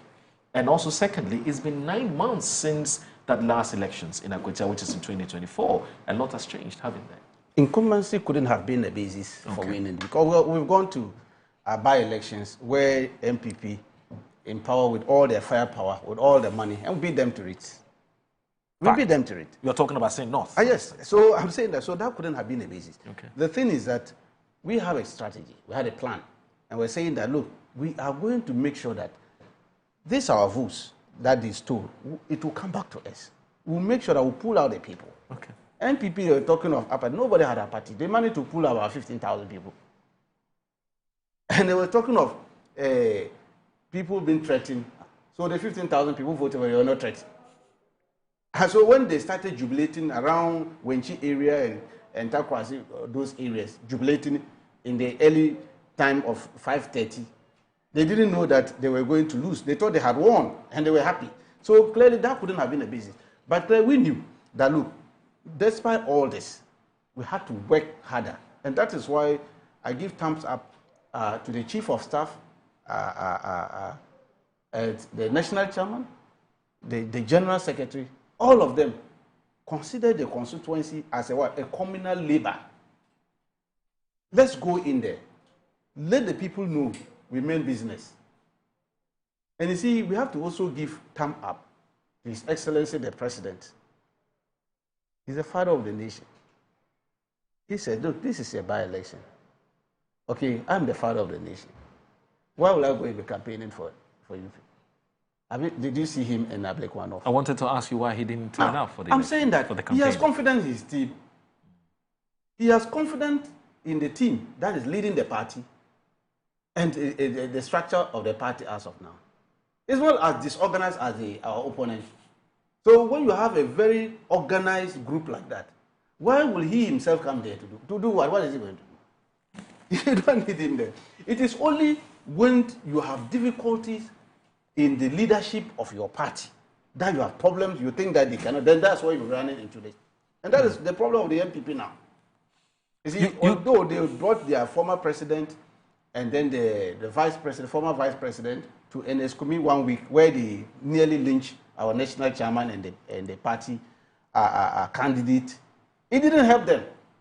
And that's why I'm saying that I'm happy the academicians spoke about the security architecture. Yeah. And you see, we sat at the police headquarters, at the National Election Security Task Force, and we all agreed to the deployment plan of the police. In fact, the NPP came with a strong, powerful team, 3-man team. They are national organizer, and Nanabi, the former interior minister, led them. I'm told he's now the chairman of the security committee of the NPP, the former interior minister. And then, you remember DCOP Ofori? Yes. Said Ofori. Oh, he's now with NPP. He's with them. He's one of their security groups. Oh, you mean the former public relations officer? Yes, yes. Of the Ghana Police Service? Ghana Police Service. He's with them. He's with the NPP NPP, now? yes. He came. He was part of their team. I see. Okay, so, and I was there with my Deputy General Secretary, Barbara, Lawyer Barbara Sawa. Okay. And then our National Vice Chairman, Ralph. Yes. So the three of them met. And we all agreed that, look, because of the issues that you people are raising about Ablekuma, just one polling station, which we all condemn. But you people refuse to condemn the lady who caused that problem. That led us to all of us talking about it. You should have also condemned her for bringing dangerous weapon to the polling station. That led to her beating. We condemned the beating. The police told us at that meeting that they had arrested 2 people, and by the close of the day, they were going to arrest more people. And true to their words, they arrested people by the close of that meeting. That made it 8. Prosecuted and got conviction. That was a plus for the police service. Okay. And they told us, look, we are going to deploy enough security to the Ablekuma North, this in the Akotia, so that lives and properties, you, the political parties, you will be protected. Nobody can raise figure against you. We won't allow any miscreant to come and misbehave against any of you. Okay. That was the reason. They asked for the numbers, the people who are going to be there because of name tags and all that. The IGP directed the Director of Operations to finance them with a deployment list, as well as the NDC. We had no problems. We all agreed. Their issue was that they don't have confidence in the police. They said it there. They don't have confidence. So if our opponents who just left the police service to us 8 months down the lane, which we have not structurally changed the police, the only thing we did is that the IGP was asked to step aside. His deputy, who was appointed by the ex-administration, less than 5 months to the general election, in charge of operations, election operations, promoted to IGP. And you think you have a problem with such a setup, then there might be something wrong with the MPP at the time they were putting this structure in place. They knew something that you and I are not aware. So we raised issues about it. And I told them it was just a baseless accusation that they were putting against the police service and all that. Thankfully, the police did a yeoman's job. Indeed, the Deputy General Secretary, Elijah Haruna, said it after the election that you have to thank the police service for a yeoman's job. They have done extremely well. Even in the face of provocation, they held on. And we, as a political party, the NDC, we saw the provocation and we knew the plan. The plan was to muddy the beauty of the by-election. We saw it. Leadership of the NPP came into the constituency, started tearing our posters from polling station, even one close to our party office. That was the highest point of provocation that you could think of. But because we are training our people, our supporters, activists, then look, don't do anything to them. Allow them. We know what they are looking for. If you act, it will mar the beauty of the whole process. Imagine my worthy brother, who is the leader of the MPP in parliament, go and tear a poster. We have pictures to that, videos of it. Their executive, their general secretary, go and be tearing posters, saying that it's close to the polling station. The voting center is not supposed to be there. Meanwhile, I'll be happy if your cameras will zoom to the main polling station, where we had about 3 polling stations over there at the main lorry station at Kutia, the T junction over there. You will see a huge billboard and a banner of their candidate, Asumani, facing the ballot booth. So all the voters who are coming to campaign will be looking at him.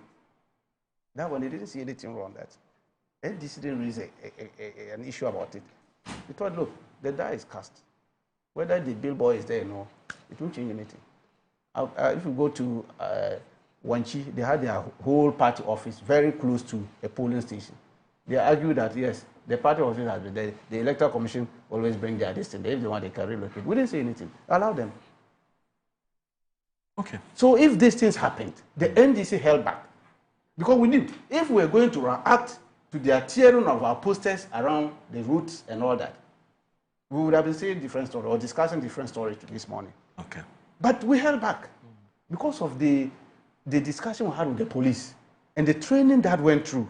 We did a lot of training. In fact, from Wednesday up to Friday, I was on my feet training all manner of groups in our party, explaining things to them, how the election process is going to be and how they should hold back and respect the police deployment and not to interfere and everything. That gave us all this.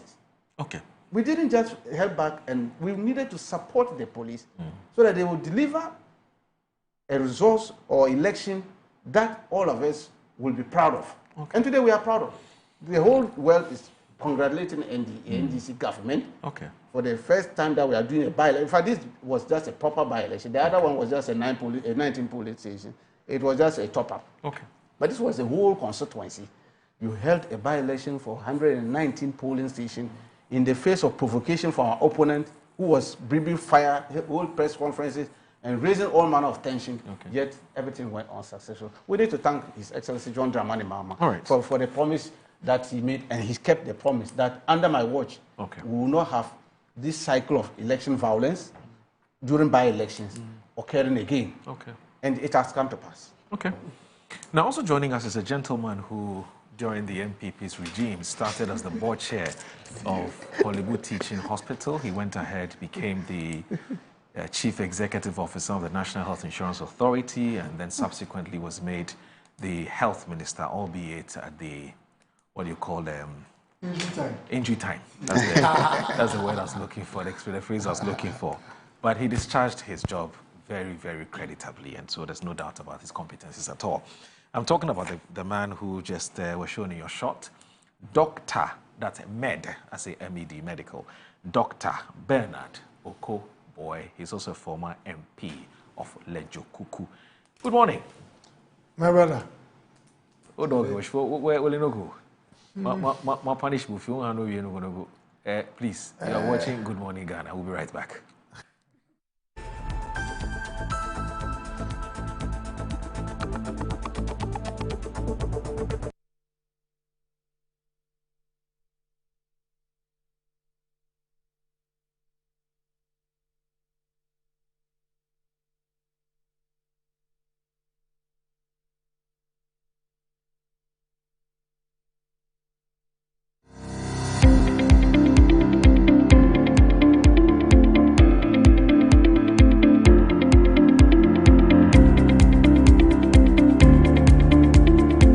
Ebusiafo ye mama kwaba eba Children's Palace. Nkwala nyema nyina fie enye.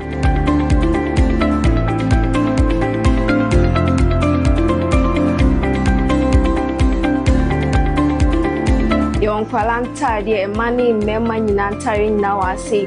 Yonkwala shoes, yonkwala duane, yonkwala wipes, yonkwala diapers, yonkwala toys, baby coat. In fact, bibia opama umanyina obenye biwa ase.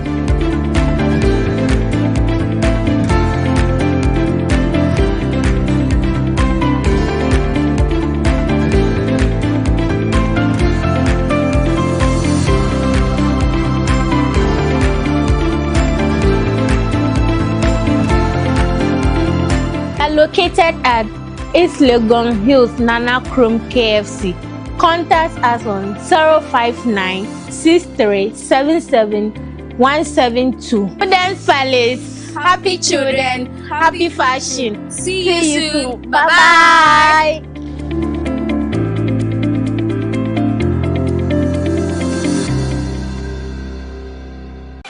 Are you a headmaster, headmistress, parent, teacher, or an educator looking for high-quality textbooks for preschool, primary, and junior high school students? Look no further than Advocate Publishing Company. Advocate Publishing Company is a leading publisher of educational materials in Ghana that publishes very engaging, interactive, and comprehensive textbooks that meet the needs of students, teachers, and parents.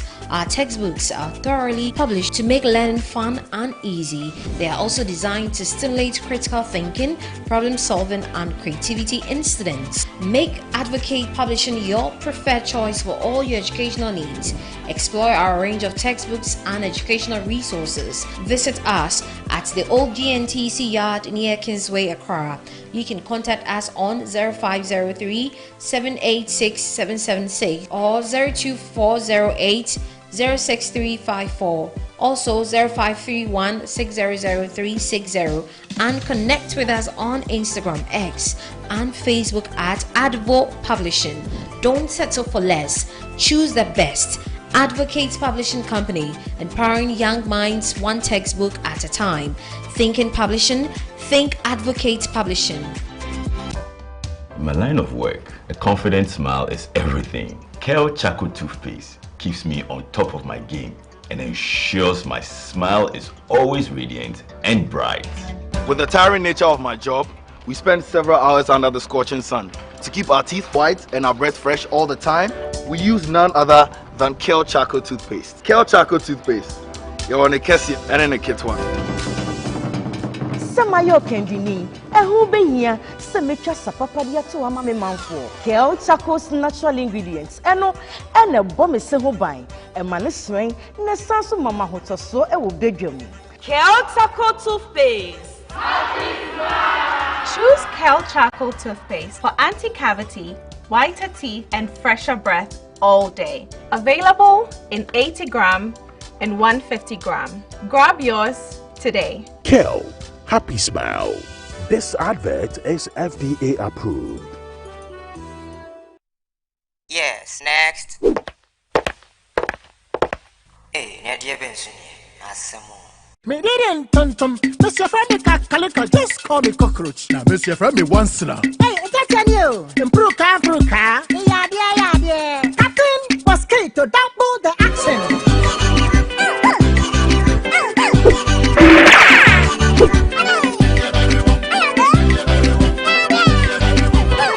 Me didn't sasso spray. Mr. Friendly sasso quell. Yeah, go to my sasso.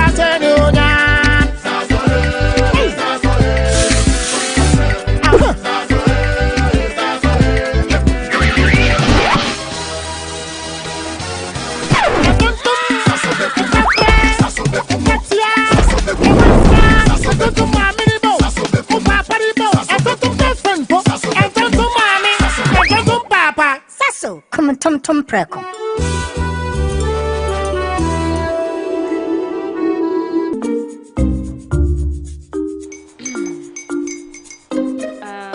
Kwame and his uncle are almost here. Wait a minute. This one too, your friend Kwame. Wait, Kwame. As in the same Kwame again? Yes, mommy. The second coming. Into all this tension just to reintroduce that broke boy from Kaswa. Why would you deceive the family like this again? Now I understand the whole delay. Trotro from Kaswa dear. Why wouldn't he be late? Or be late, of course.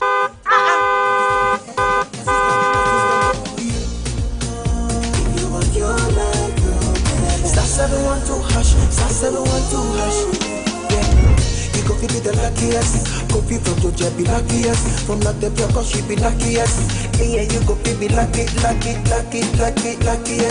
No matter why you're lucky. Everybody go be the luckiest. That's Kwamio! Senya God the boom. If you put it toye, so would the coming of the son of man be. Is that his car?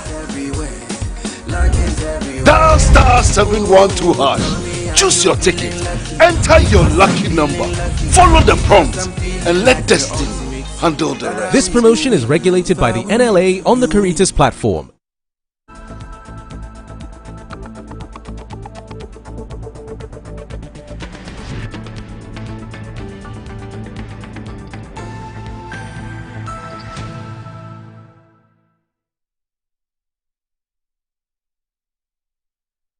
You're still watching Good Morning Ghana on the Metro Television. My name is Awudu Moro, and I'm here with two very, very distinguished gentlemen. One is Sofo Tanko Rashid Computer. He's the acting CEO of GIFEC and also the Deputy Director of IT and Elections of the NDC. He's here with us. And also, joining us in a while, somebody who hasn't been with us in a while as well. I'm talking about Dr. Bernard Oko Boy, who is a doctor, medical doctor, and also the former MP for Lejokuku and a former Chief Executive Officer of the National Health Insurance Authority, and also a former health minister. Now, Doc, first of all, it's been a while. Yeah. And before we get on with our main conversation about Akwetia and the matters arising, I know that, that the last time I checked, you had about 3 books to your credit. I'm curious, how are the books faring in the market? What sort of feedback you're getting? And which one is doing very well? You know, and generally, how have you been? You know, it's been almost 9 months in the position. Yes. How have you been? You know sometimes opposition has a way of making you a little bit depressed. So, right. Oh, are you depressed? I'm not. Okay. But sometimes you feel like not coming to see more. Stay in your room and then strategizing. But it's been a while. I miss your viewers. I miss you guys as well. And I'm happy to be here. One political party obviously will not be in power forever. And the culture of changing governments, just like in the open markets or like we say in the free market, introduces competition. And competition always brings the better part of people and governments. And the one who benefits is the citizenry. So all is not lost. We have to find the best ways of, checkmating our brothers in power, brothers and sisters, so that they behave in a way that will make all of us better off. So I'd like to congratulate them for the victory in 2024 and for Akwetia. And to say that my books are not doing badly. When we were in power, I wasn't paying much attention. Okay. Because I was receiving salary. Yes. But now that the salary stopped, now I'm strategizing. So don't worry, we'll push more books. And then that would help to handle some of the duties that we are handling. Yeah. I see. Do you have any one coming up? Or for now it's just a 3? Oh, for now on the market. We want to, writing involves a lot of mental, cognitive stimulation. You have to think and you need time. Right. And it's a little bit of stress on the brain. Right. This time we want to rest a little, and I'm sure maybe from next year we'll see whether there's something to write about. Yeah. I see. So what's the next one coming up?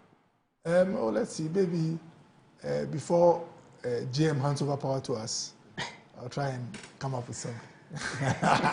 You saw the reaction on of course, I mean, as a deputy director of elections, when you mention handing over power, he'll come out of it. You didn't hear what he said? He says, Subhanallah.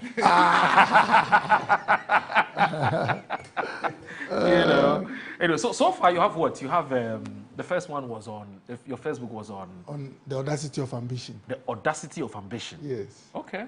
And the second one is high blood pressure in black people. High blood pressure and in black people. And then the third one is the mother and the monster. The mother and the monster. The mother in the monster. On Kolibu Teaching Hospital. Okay. It's an interesting book. I'll get you a copy. I know I need to grab it also. Yes, because they sound very fascinating and Absolutely. very interesting, you know. But anyway, so Akwetia. So before I go to Akwetia, let me say to my brother, Dr. Radiabi. Yes. I hope you're still in touch with him. Oh, yes. Okay. This is a special greeting. Since Black Star Match is coming off, you should remember me. Tickets and all other surrounding issues. Okay. And I will support John Mahama in this government and the Black Stars to qualify for the World Cup. Okay. So that they pay attention to some of our requests. I have a lot of people who have to go to the US now that we are in opposition. So that is a special. So Dr. Abi, these are special greetings to you. And Moro, you've done a good job as well. Thank you. I've been watching. Thank you. Absolutely. And I think we are good to go. Okay. So I don't know how or what you've been reflecting upon since you lost the Akwetia by-elections. Remember that you've lost Ablekuma North. Yeah. And you've also lost Akwetia. You've been monitoring public commentary on what people think are the factors that are accounting for why you've lost these two seats. And I'm only curious to know what you've also been thinking and whether it aligns with what appears to be the general public sentiment about why you're losing these seats. You know, first of all, I'm not too surprised. Now, if you watch, I mean, generally in every democratic practice or dispensation, political parties have places where they are comfortable, where we refer to as their strongholds. Then there are constituencies that swing, or if not swing, can actually be won because the margin of victory over the years is not that much. Yeah. Now, remember that a lot of people go into the polling booth to vote with the assumption that the parliamentary candidate they are voting for would have his or her government win the presidential election, as in they win power. That assumption is there. So if you have 100 voters, let's say, queuing to vote for, let's say, honorable, town computer. In their mind, about 30 or 40 would assume that it is his government or political party that will win the presidential. Now, these 30 or so people, should they show them, I mean, should you move ahead of time to show them that, okay, it's not Tanko's party that is winning the presidential as an executive. It's possible some of them will not give to him. The same applies to the MPP. So you always have some number of people who vote with the assumption that power will come to you. In fact, should they know that power is not coming to you, they might not vote for you. Now, this group of voters, immediately power is determined or the presidential is determined. And it so happens that you are now going to choose who a parliamentary candidate is. The party that did not win the power is in trouble. True. So these dynamics are consistent. And that's why someone pulled out the statistics that out of 34 by-elections we've had in the Fourth Republic, only about 5 or so, in fact only 4, went to the opposition.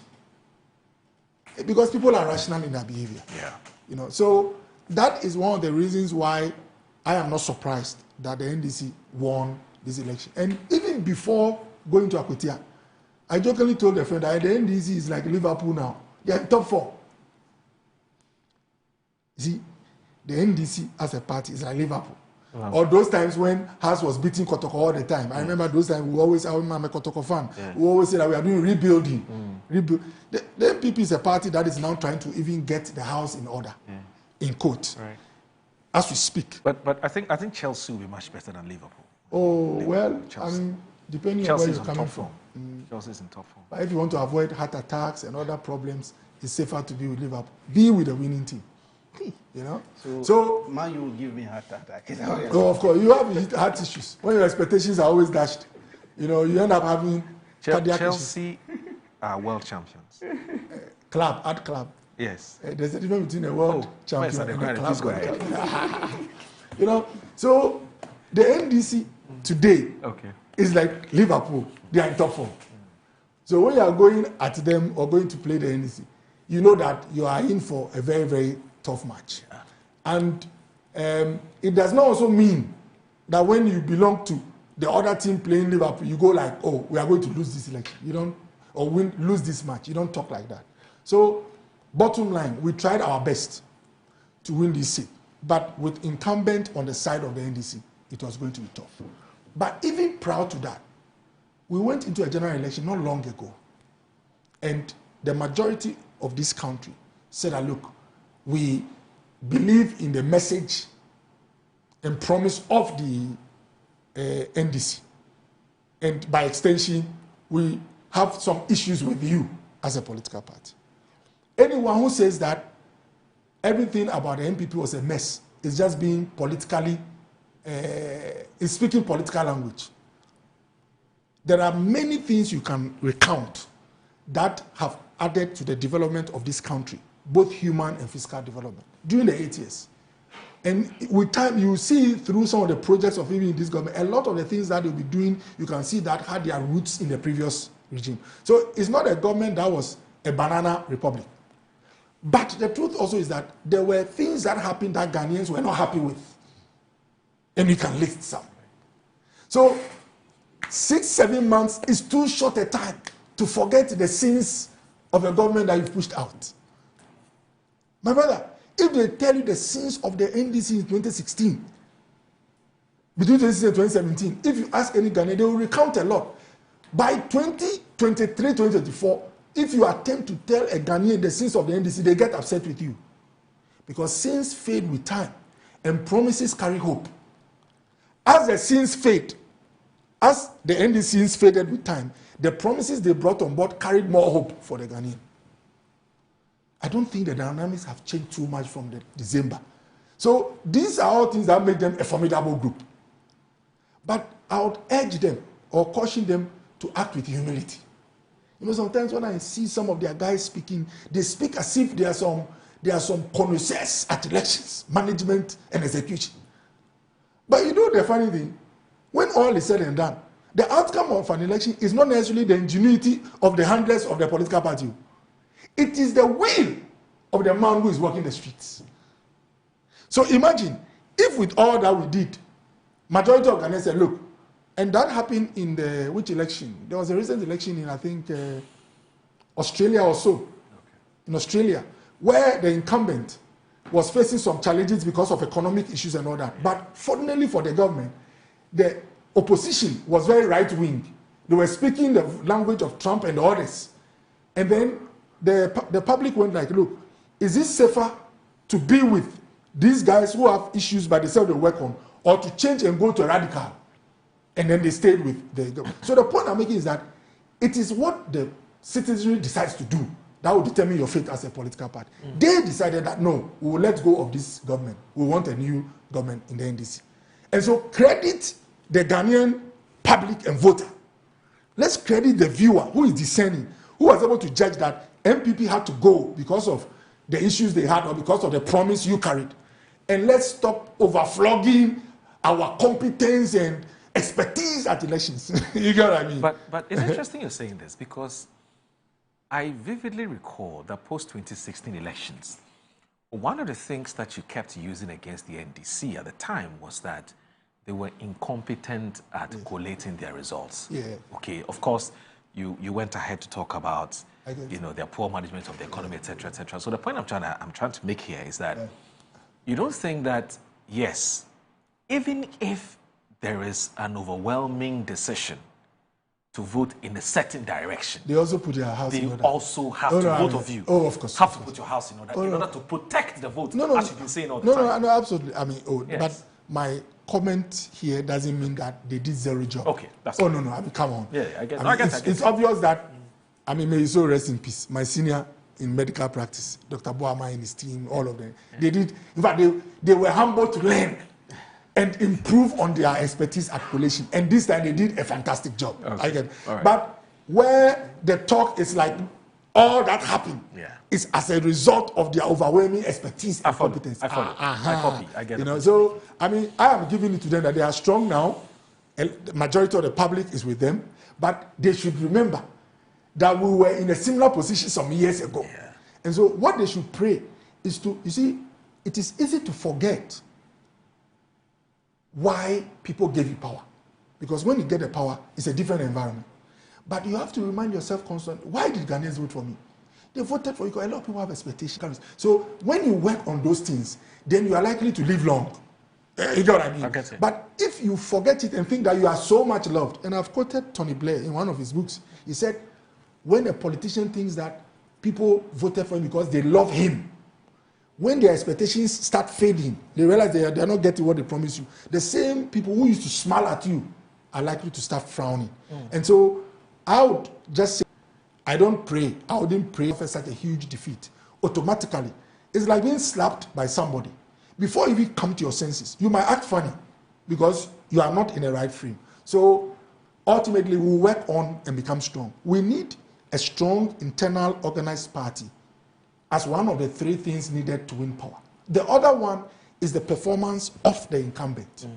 If the incumbent is not able to meet the expected threshold of the public, and you as an opposition party are very organized, and the third one is that and another one can come. So for now, we have to be patient.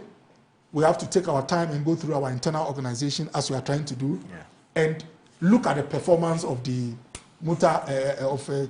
how do you call it, Tanko computer and its team, and be able to critique them where critique is necessary, so that at the end of the day, we see what would emerge. Would you say it's politicians?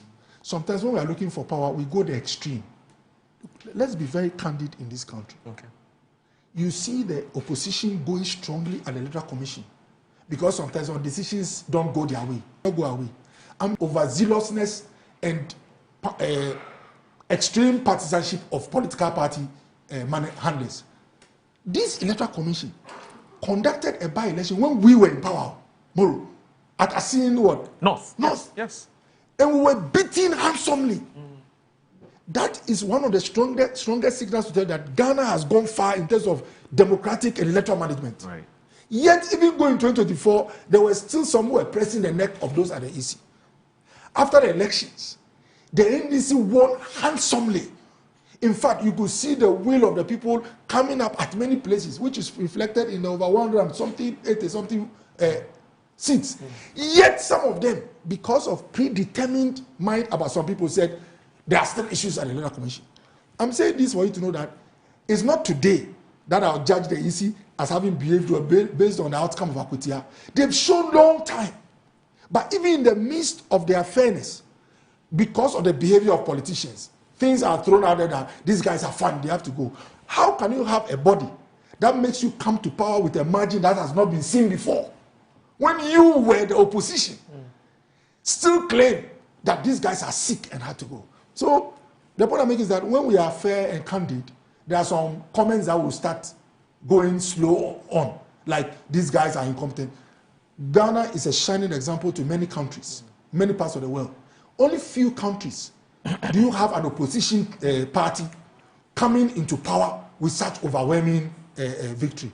And it is my prayer that some of their predetermined and conceived biases about the Electoral Commission, with time, they will work on themselves so that we move together as one united nation. What can you say about security and the general organization of these elections? Because some people feel that it's been less eventful. as compared to what we witnessed in the past. And in fact, when I read the story in today's Daily Graphic about the thoughts of some political analysts about these elections, the general consensus was that this has been very well organized. And in fact, they think that this should be the standard for future elections, not just by elections, but future elections going forward. I don't know what you make of this. Of course, we've seen some instances where so far Zoka and Co, but generally, would you say that security was top notch? I would urge my brother, computer. Okay. The reason why we are all in politics is not necessarily for our personal advancement. You see, he is now CEO of, it's GIFIC. GIFIC. Yes. It's one of the byproducts of winning power. But it was not the objective from day one. Right. The objective of their party is to get power and use it to advance the cause of the people. The same with us. So the point I make is that we all have a common goal, which is to get power and use it to help the ordinary Ghanaian. In the midst of this struggle to get power, we might have excesses in terms of behavior within our own camp. It is for those of us with conscience to speak to those who go astray and act funny in the quest for power. Right. We shouldn't sometimes even wait for the correction to come from outside. Right. When you have one of your own saying that if they have met one particular MP, there will be a by-election in their constituency. If not open castigation, at least issue a letter and say that this guy's comment is unfortunate. Moro, if you are a member of the NDC and you don't see this as unfortunate, what else would you see as unfortunate? So the point I make is that it doesn't mean all NDC people are radical or extreme or dangerous as the man behaved. I saw the videos between himself and our chairman. You could see that, please, they say a picture is worth 1,000 words. Right. You could see from the behavior of our third national chairman that he was giving respect to Azoka. Of course, I'm sure when Azoka then started politics, he was a young guy or a baby. And he was speaking with a language. When Azoka was hit, the man was behaving like he was at war. When he was dealing with his son, someone who was behaving like a son. So please, when we debate about such things, it makes our politics unattractive. Let's condemn such behavior. Let's even, look, one of the things I'll be happy to see or celebrate, someone in the institute should talk to you, Azoka, come out and say that, oh, that one, I should be forgiven. It makes our politics attractive. Please, you got what I mean? I get it. And the police, as for the police, the disquiet that we had about the police is not surprising. Is it surprising? It's not. When you have a situation where in the last election, you have policemen around, but people are able to run routes in front of them and they are standing helpless. If you are a citizen and you are going to such places, you must be scared for your life. Right. Because elsewhere, in certain jurisdictions, the reason why citizens feel confident when they see the police is that when a policeman is around and a citizen, another colleague citizen is misbehaving, they will bring him to order. Right. But you have a situation in Ghana where for some time people misbehave and the police is watching. In fact, the worst part was when individuals went to EC's office, their former head of quarters in Accra here, ran route, broke glasses on live television, and you saw political actors who were like their captains, and police was helpless, bro. When you see a policeman standing with his hands at his back, and in fact, I will not mention it, there was one political actor who said that, oh, the police can't do nothing. I'm like, wow, this is dangerous. But why do we have a situation where those in power all of a sudden get a lot of confidence and behave the way they want? It's because we have a constitution that makes the president more or less select the head of the police. When they drafted the 1992 constitution, what I suspect is that one of the main objectives was cohesion of the state. If you had a police IGP who came through another route and has no link or connection to the president, and you are now starting as a fresh democracy, there can be chaos. And that's why I suspect they made the president have a hand in the coming of the Chief Justice, had a hand in the coming of the Electoral Commission. If you watch most of the sensitive places, the president had a hand. So until there's a fallout between, let's say, Jerry John Rawlings and Afarijan, he knows that this guy on a normal day will not come at me. Same with the Chief Justice. In fact, within the political party, then NDC, they would have had a meeting where Jerry John would have approved whoever was the Speaker of Parliament too. Moro. So if you watch from 92, most of the so-called independent bodies, including Siraj, all their heads came more or less from the president. That is okay and good because we're now starting our journey. 33 years down the line, we've grown. It will be difficult now for some funny soldier to go to GBC and say that because he has access to the microphone, he's now ruling Ghana. Oh, Moro. Even metro workers will not pay tax to that funny soldier. Right. So the point I'm making is that because we've grown now, it is about time we looked at this. Can we have other renditions that would help us produce an IGP? Right. Moro, if we had an IGP who could still keep his job when he arrests a big man like Tanko Computer, then that policeman will have the courage to behave when people are misbehaving. When you have a police, an IGP, who can arrest Okoboy when the MPP is in power, then the ordinary citizen will know that, man, this guy is doing his job. You know, so I don't believe that the police don't have SOPs. I mean, operating procedures. You mean standard operating procedures? They will have. The police, no, policemen go to school, oh. They learn a lot how to control crowd and all that. But if they are dealing with a man who has the power to determine their fate, they watch you. Yeah. In fact, sometimes policemen whisper to us, "Doctor, you have to leave this place, oh, the way the place is." The policeman is telling you because he might not be able to act. So, look, if you have power now, sometimes it's good to take decisions that will protect you when you've lost the power. Right. So, my prayer is that we'll find ways to make the police more independent. Bro, as we speak now, one of the institutions, forgive me for saying this, that you can't really rely on much when there is commotion is the police. And I understand where they're coming from. You see, sometimes the police don't even need to act. They only have to give a signal. Because of the bashing from Ablekmanot, you only said that we are coming. We are coming was enough. And look at these guys who went to beat our Kunsi. When there was pressure on the police that the optics is not good, that these guys have not been arrested. When the police said we want to prosecute, the guys showed up themselves. So we have a police that know what to do. But unfortunately, because of our constitutional arrangement, sometimes it's difficult. Let's see how to make them more independent. The police, the chief of defense staff. See, you have a situation where even if you're a soldier, beyond some rank, check with the army. I think beyond major, right, going. The list must go to Jubilee also.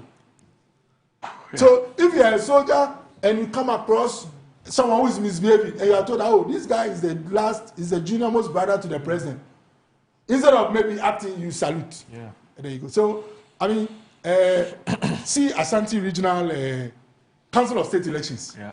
Moro, you see what happened there? Some wild guys entered the place, scattered the whole place, closed the meeting, and went home. Up to today, nobody has asked them questions. And we know where this is coming from.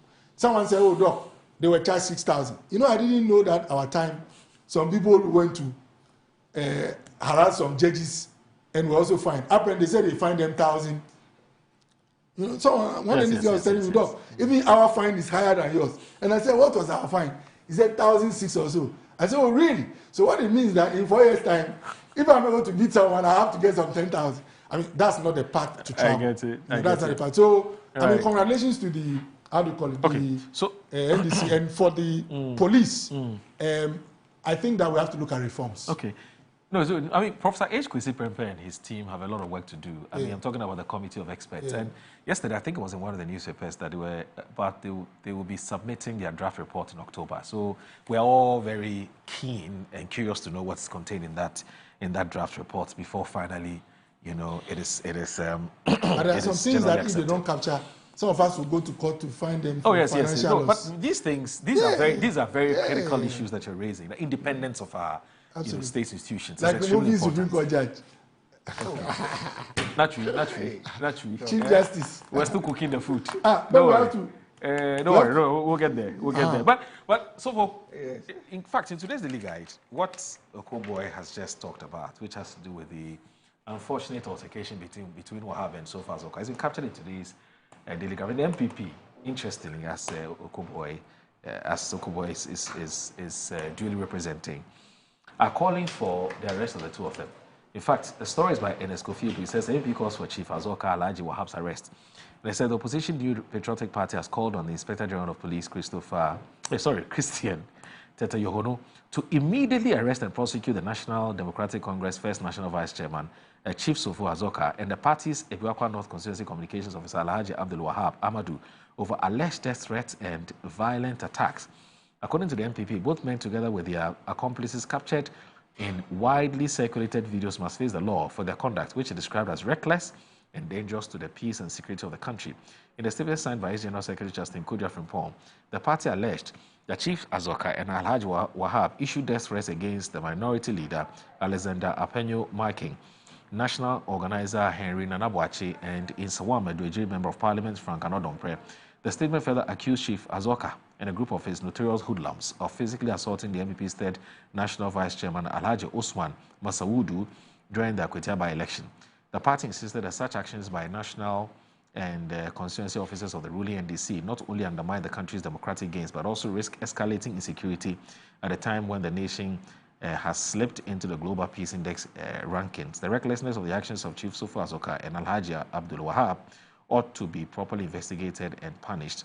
The party indicated it would formally lodge complaints with the police against the individuals involved, urging swift action to demonstrate the state's commitment to law and order. So I made a mistake earlier when I said altercation was actually between Masawudu.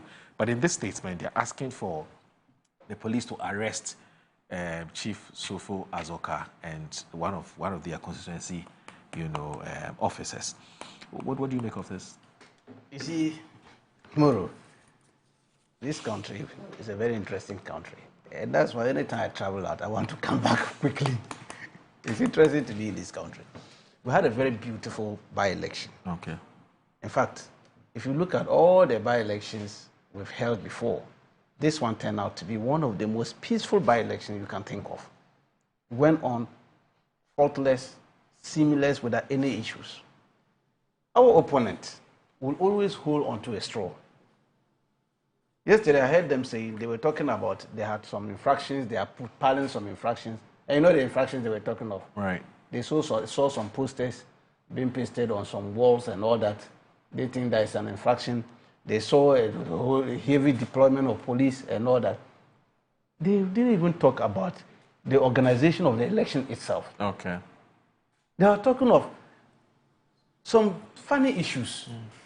They're just holding on to a straw, just to try to taint the beauty of the victory that we've gotten. And I know that I'm not surprised. It's politics. They are doing politics. But you see, to go on that tangent, to even write a statement on that, is hypocritical to the highest order. Hypocritical.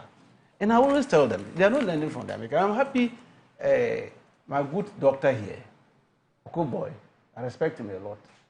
When he's in his premise, he said something about resetting. The party need to reset. Seriously, they did serious reset. They need to do something. They do what is called introspect analysis about what really happened. It's like they hurriedly put a report together and said, this was the reason why we lost the election. No, that report does not give them true reflection of why they lost the election. It appears he's now saying it. Because he has given a proper analysis of what actually caused them. And I'm sure political watchers will take him serious on that aspect. Look, you have done a lot of things against the good people of Ghana. We're so mad about you. Within the shortest possible time, you think you can revive yourself and come and contest an election with the NDC and still win? They're not taking advice from some of their learned people like him. You don't do that. So you go about heightening tension, making all manner of noises, knowing very well that you are even going to anger the people more. I could tell people were even more angrier when they saw their leaders going about tearing our posters and all that. We didn't retaliate. If we had retaliated, it would have affected our vote for Tuesday. Right. They would have think that we are also violent like them. But we didn't. We held back and allowed them. And the good people were saying, see, they haven't changed behavior, even in opposition. Look at what they are doing. Right. They are leaders. Now, when you talk about Azoka is a very nice man. He's a gentleman par excellence. Unless you don't come closer to him. He's our national vice chairman. He's a very nice man. I've lived, look, when he was the regional chairman of Northern Region, I was then the director of elections and regional treasurer under him in the Northern Region. So we worked together for a very long time. He's not the person that they always describe him. He's a very cool guy, very gentle guy, but he's the no-nonsense type. And you know, the NPP vice chairman, I thought they were going to ask that he should also be arrested. But when we sit on set like this, we can say all manner of things. But when you are in the field, watch your back when you are speaking. The person that you are going to talk about, if the person is close by, sanitize your speech. Because you cannot control his anger level about what you are going to say about him. At the time, Buga, you know his name is Buga, their vice chairman. But you know that you call him chairman, vice chairman Buga. Okay. It's a popular name. I'm not giving it to him. People shouldn't think that I'm giving it. That is what they describe him. And I'm sure Dr. Okoboy knows that. They call him Alaji chairman Buga. And you know the meaning of that. Right. So he was doing that thing on live cameras. He was speaking and mentioning Azoka and saying in our language. I can't repeat it here. Some of the things he was saying. I understood the language and I know the meaning of some of the words he was using. Chairman Azoka, interestingly, was around that place. So he was listening to him. So he came closer and was now telling him, whatever you were saying was unfair to me. Was unfair to me. And because he was pointing to him and saying it was unfair to me, you know, the cameras. People say he was attacking him and all that. But you see, clearly Azoka's intention was not to attack him or beat him up. No. But you see, they framed the whole thing.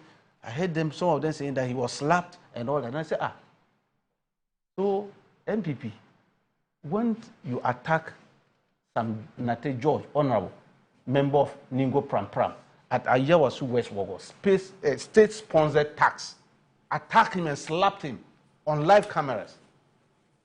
Azugu boys with Azugu marks all over their place. State-sponsored terrorists. That one there, nobody saw anything wrong with that. We've gone to sleep, and we are not saying anything about it. And this one, what happened on the Akotia was just a friendly fire. Shortly after that, the both of them went about their business. Nothing happened. It didn't disturb. It was not even a polling station. Just by the roadside. They went about their business. Both of them went about the monitoring until the election ended. Nobody raised a con. None of the supporters even took it upon themselves, tried to hack each other. Because we educated our people and we understood it. But look at the level of provocation they brought to the constituency. And I'm saying, look, the police acted professionally. And as of now, they are on their feet under His Excellency John Dramani Mahama watch. Because we all agree. Look, my vehicle was searched 3 times in the constituency before the election day. They know me. Everybody knows me. But we all agree. We are going to search your vehicles, all the leaders, because we don't want anybody to use that one to transport or transmit dangerous weapons to hoodlums. So any of the checkpoints we reach, they'll ask me to open my boot. And they'll come inside and check under my shoes, this and all this. And I will laugh at them. Because we all agree. And so if we allow the police to do their work, they'll do. And that's why we are allowing them to do their work. And that's why we had this beautiful process. Unfortunately, our opponents, they won't learn from this. That you use state-sponsored tax, bastardize the institutions, and that led them to their feet. Now we are bringing them up. And I think they should rather be supporting the government of His Excellency John Dramani Mahama to bring them up, like what he's doing. Under their regime, they bastardized them. They couldn't even talk because they had brought in hoodlums who took over the state machinery in terms of security, intelligence, and those operatives. What was the Azugu Marx people doing? Since we came, have you heard of them? Have you seen any of them? Most of them didn't know that they gave them visas to run away. Okay. They are not in the country. As we are looking for them to track them down, MPP knew as soon as they lost the election, we didn't say, don't talk about it. They all ran away. That's why you hardly see them. Otherwise, that Ayawaso West Wagon episode, the pictures are there. Have you seen any of them? In any of the signatures? You can't find them. Well, some of them even made some live videos in, was it Germany or where is that? Somewhere from abroad. It's from abroad. We're not too sure. Yes, and they were talking and explaining that yes, now they are over there. After the Ablequan, look at these people. These are Zuku people. Where are they? Where have they all gone to? Well, they're not state-sponsored guys. So imagine His Excellency John Dramani Mahama had also designed things like this for us to go to Akotia. What would have been the story? And so, Doc, your people need an introspect analysis of themselves. Unfortunately, they are not learning. It appears the Alisa group, I always call them the Alisa group because that's where they go and sit and design their plans. They have an established candidate and they want to protect it. So they are not mindful about the reorganization of the party. What is interested in them is, let's make sure that the established candidate wins the primaries. And then we can now go to sleep. That's why the other candidates who are contesting, they are contesting because of 2032. Because they know after I am a member of our party now. It's a fact. You can see it live there. They know they can win the 2028. It's a gone conclusion. It's an intel we are all relying on. And it is very clear. So I want us to move on and look at some other issues. I guess that you made already. Well, of course, I'm saying that for Azoka, yes, this statement they've issued, it should be dismissed with the contempt it deserves. It doesn't work with that paper. Because Azoka did nothing wrong. He did not attack anybody. Look, Azoka spoke in a broken English. Azoka doesn't have the benefit that both of us have. He didn't go to formal education. So when he's speaking his English, don't take him out of context. When he came to the party office and said, if we had made it, there would have been by-election and other thing. Don't take him out of context. Azoka never mentioned that he was going to kill anybody somewhere. He didn't issue a threat to anybody in that constituency. He was only protecting our party office. Because people came there and were removing posters in the party office. Imagine our boys had reacted. What would have been the story? Right. So please, Doc, we won't threaten your leadership. Our executive will not threaten your leadership. We won't issue any threat in killing anybody. We want us together to build the country as one. Let's bring in a few words, just a few minutes, 2-3 minutes, and then I'll come back to Dr. Kubele. No, because there's something I want to pick your brief thoughts on before we go to CJ's matter. You're a medical doctor, very reputable, very respected one. Oh, do you still go to Lekma? I'm working on some PhD, so when I finish. Okay, that's fine. It's about what happened at Rich. I've been wanting to speak to you on this matter, because I know you would analyze it. Because just today, one of the newspapers was reporting that there's some reconciliation and the leadership of the GRNMA. So I'll pick your brief thoughts, 5-10 minutes, and then we'll talk about, we'll end the show with CJ's matter. But a few messages here, and we'll also look at some of the messages that have been sent to us on Facebook and also on YouTube, those of our viewers who are watching the show on those two social media networks. Now, it says, good morning. The problem with the MPP is not listening to advice. The problem is that they know it all. But it is understandable when you hear the snake on its head, it will definitely struggle. Overconfidence is what has led them to losing the Kwetia by-election. In the case of Chief Azoka, he disappointed me. He made Chairman Buga an angel on that day. Minority leaders slapped a police officer and nothing happened. What was the position of Honorable Okoboy? He should be prosecuted first. Kalio man in Wa. And he says NPP tax molested a chief inspector at the Flagstaff House when the MP took over from the NDC. What did Okoboy say then? So Sam Aku Kelly, East Legon Hill, says, good morning, Moro. Despite having so much respect for former Chief Justice Gloria Kufu, okay, so I've not looked at Gloria Kufu's matter yet, but Carlos from Odododio says, good morning, can you please ask Dr. Okoboy and his MPP political party, can they produce any petition that they wrote to the IGP when their members threatened the #1 gentleman of the land and the First Lady with assassination, while their current presidential candidate to be welcomed and embraced those very people in his house and even applauded them for threatening to kill the sitting president? Can they show us such a petition to the IGP on this matter? I want Okoboy to answer this directly. Please press him to respond. Carlos from Odododio. And this one here, hey, there's a woman who, she's a very, very regular viewer of the show, and she is actually asking whether you have any plans of one day, Whether you have any presidential ambitions, and that she vote for you. Hey, Jeno could be away. She like you, Buddha. Anyway, so Alhaji Hamza from Pig Farm says, good morning, my brother. Truth be told, the MPP is a political party that doesn't want to learn from their past mistakes. According to them, they are reorganizing. They are reorganizing them. So what stops them from going through the due process in selecting a candidate for the Akwetaba election? But they decided to handpick a candidate by a group of people who have hijacked the party. They went into the elections without a message for the Akwetaba people. The only message they had was that they should be given sympathy votes because Honorable Ernest Kumi is dead. Who does that? Okay, so Prince Derek Ajay, good morning. I hope you're doing well. Good morning, I'm Eben from Kwabenya. Mr. President JDM, you have the power now. Let's investigate and prosecute the alleged all the loans taken for roads which haven't been completed but embezzled funds, period. Greetings to Honorable MC Agbo of Ga East. Okay, right. And speaking about the Black Stars game today, I've had this, in fact, as soon as you landed with you calling on Randy Abbott not to forget to get your ticket and so on. So you know Mohamed Amin Lamti, a very renowned sports commentator and also an MC. He's also a lecturer. He's also a lecturer at UPSC. Oh, nice. Yeah, he lectures political marketing. Oh, okay. So he sends a message, in response to what you said. He says that, good morning to Okoboy. Now countdown to Chad Ghana World Cup qualifying match. Sports Minister urges Ghanaians to remember the Black Stars in prayers.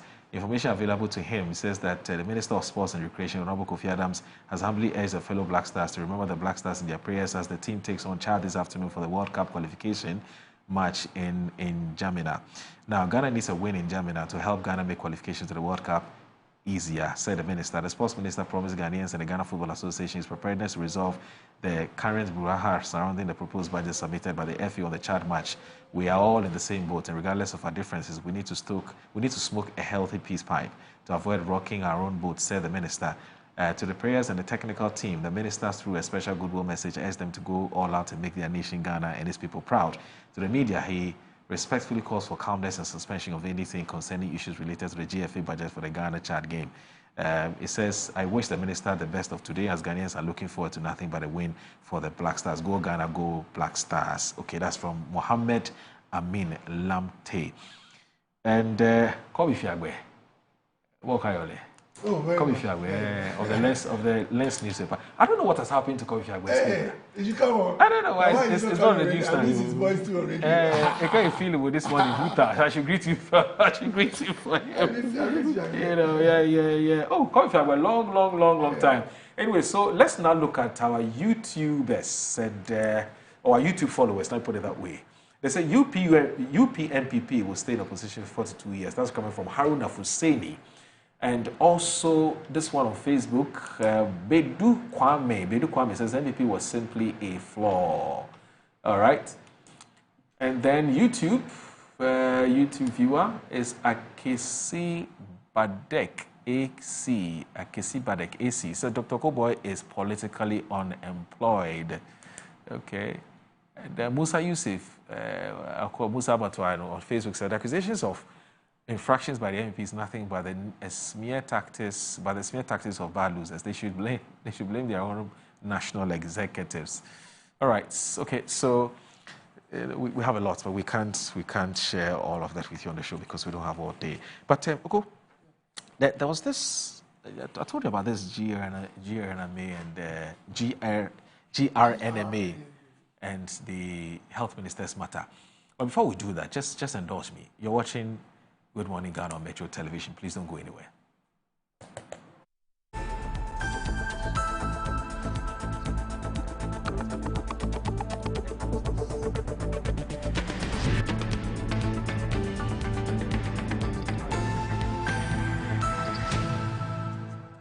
Before we do that,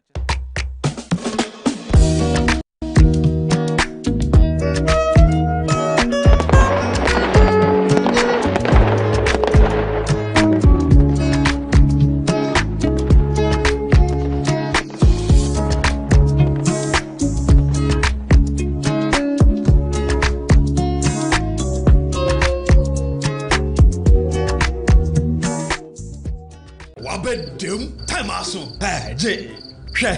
Watch it, na learning. Missy, watch and learn. Makwaya besisia. Abozege. Akache say no ya konate and the more drink woman. Hey. But I didn't mean. Oh, sorry. She knew her old days. Eji. Dabio, baby wom. Ready. Hey, baby wom. Uncle. Ah, Eji. I'll cause some discomfort. Ah. Uncle. Sorry, well, Uncle, where would the dad? Why your funeral? At your phone for Aerofield Trading. Sorry, it killed them all. Na mom hwe na ndadanya waso mosquito coil esudu wo mu no mu. Na say spray wo dan mu so a, twan sima adronum ansa na akodan no mu. Encratoi FDA agiatum.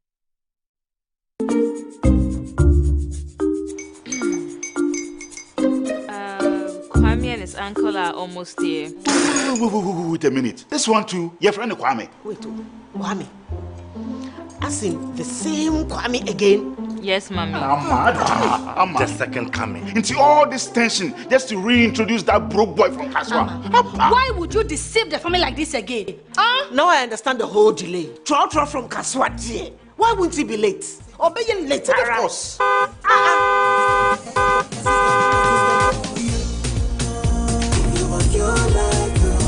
Star 712 hash, star 712 hash. You go be the luckiest. Go be from Georgia, be luckiest. From not the cause she be luckiest. Yeah, you go be luckiest.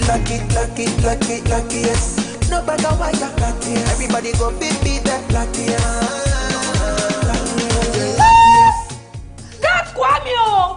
Senya, God, the apple boom. If you put it toye, so would the coming of the son of man be. Is that his car? Dial star 712 hash. Choose your ticket. Enter your lucky number. Follow the prompts and let destiny handle the rest. This promotion is regulated by the NLA on the Caritas platform. Some loves are born in the blink of an eye. I've been madly in love with her since the first time I saw her. Then let's get married today. I'll be the happiest woman in the world by your side. And they kill your soul in a flash. Televisa presents You Are the One. Angela dreams of keeping her promise to be a great doctor and help her people. To Alvaro, ambition is stronger than his dream. And this greed will lead him to commit the worst betrayal to the woman he loves. I will have a husband no matter what. Samantha, will you please marry me? Turning all her dreams into painful disappointments and dangerous consequences. I've been waiting for you to answer my calls, Alvaro. I haven't heard anything from you. I've sent you so many messages, but you've never responded. Have you left the bus station? I just want to pay my debt and get out of here. Her photographs are going to sell fast, and she will be our gold mine. Our clients will love those. Are you looking for a boyfriend? Are you all right?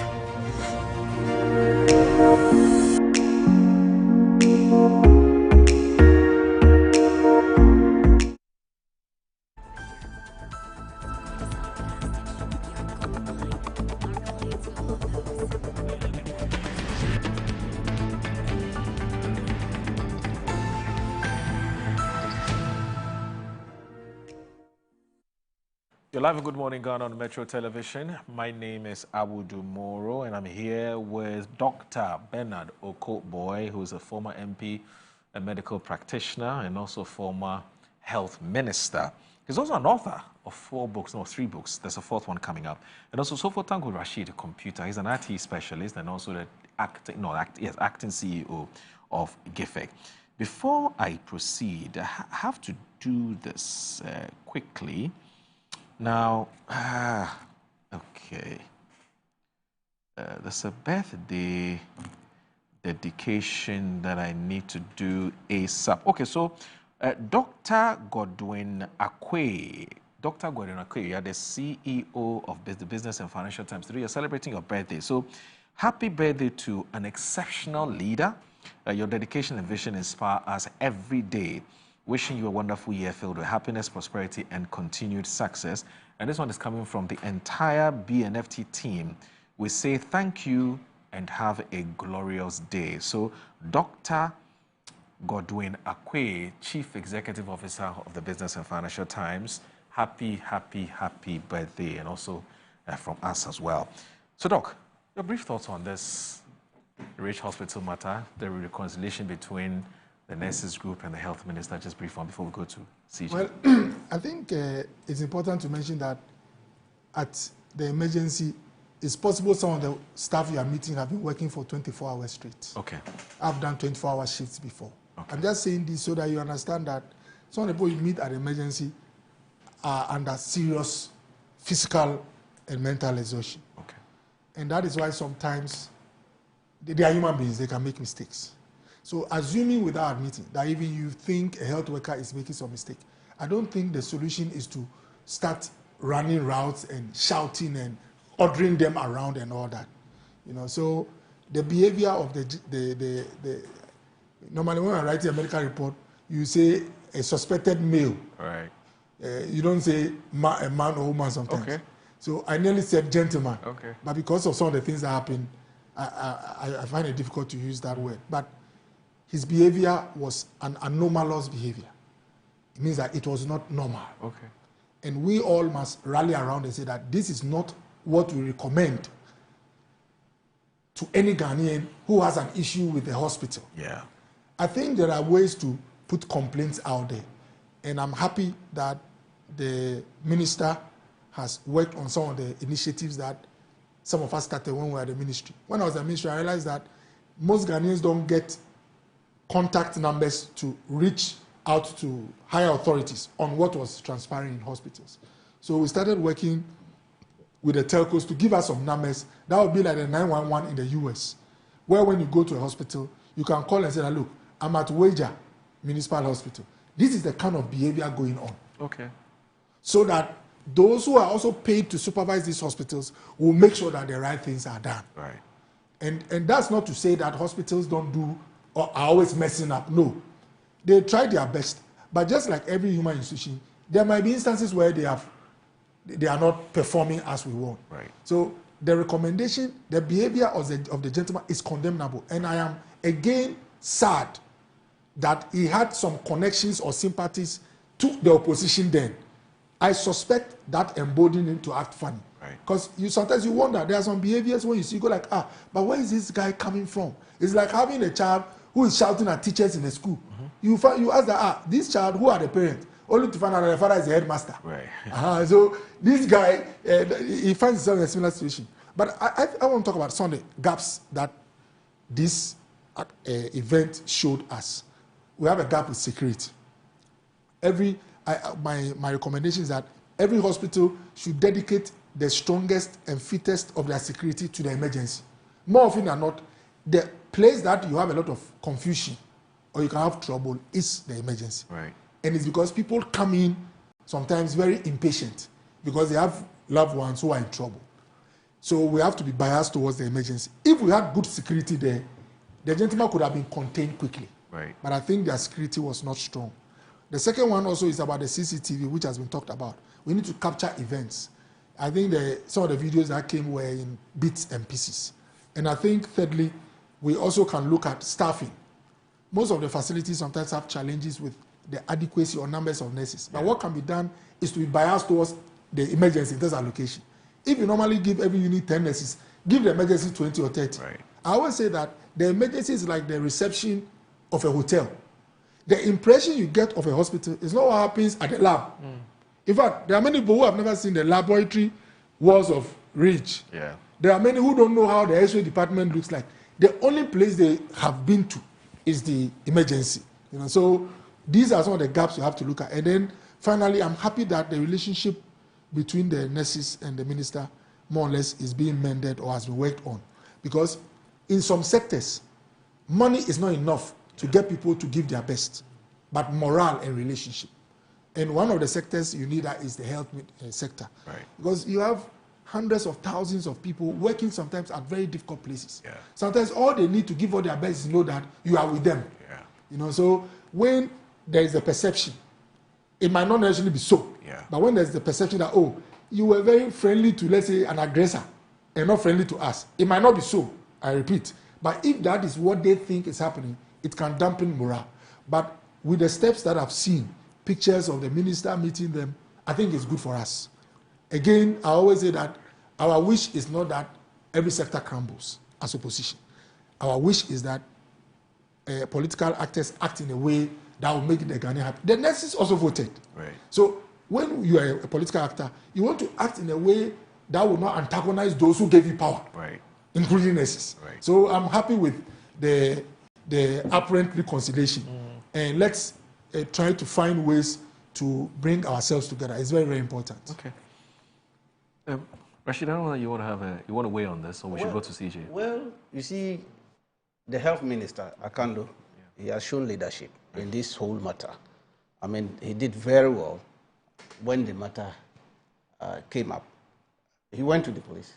He didn't mince words, strong word to those who have the penchant of attacking nurses and doctors to desist from it.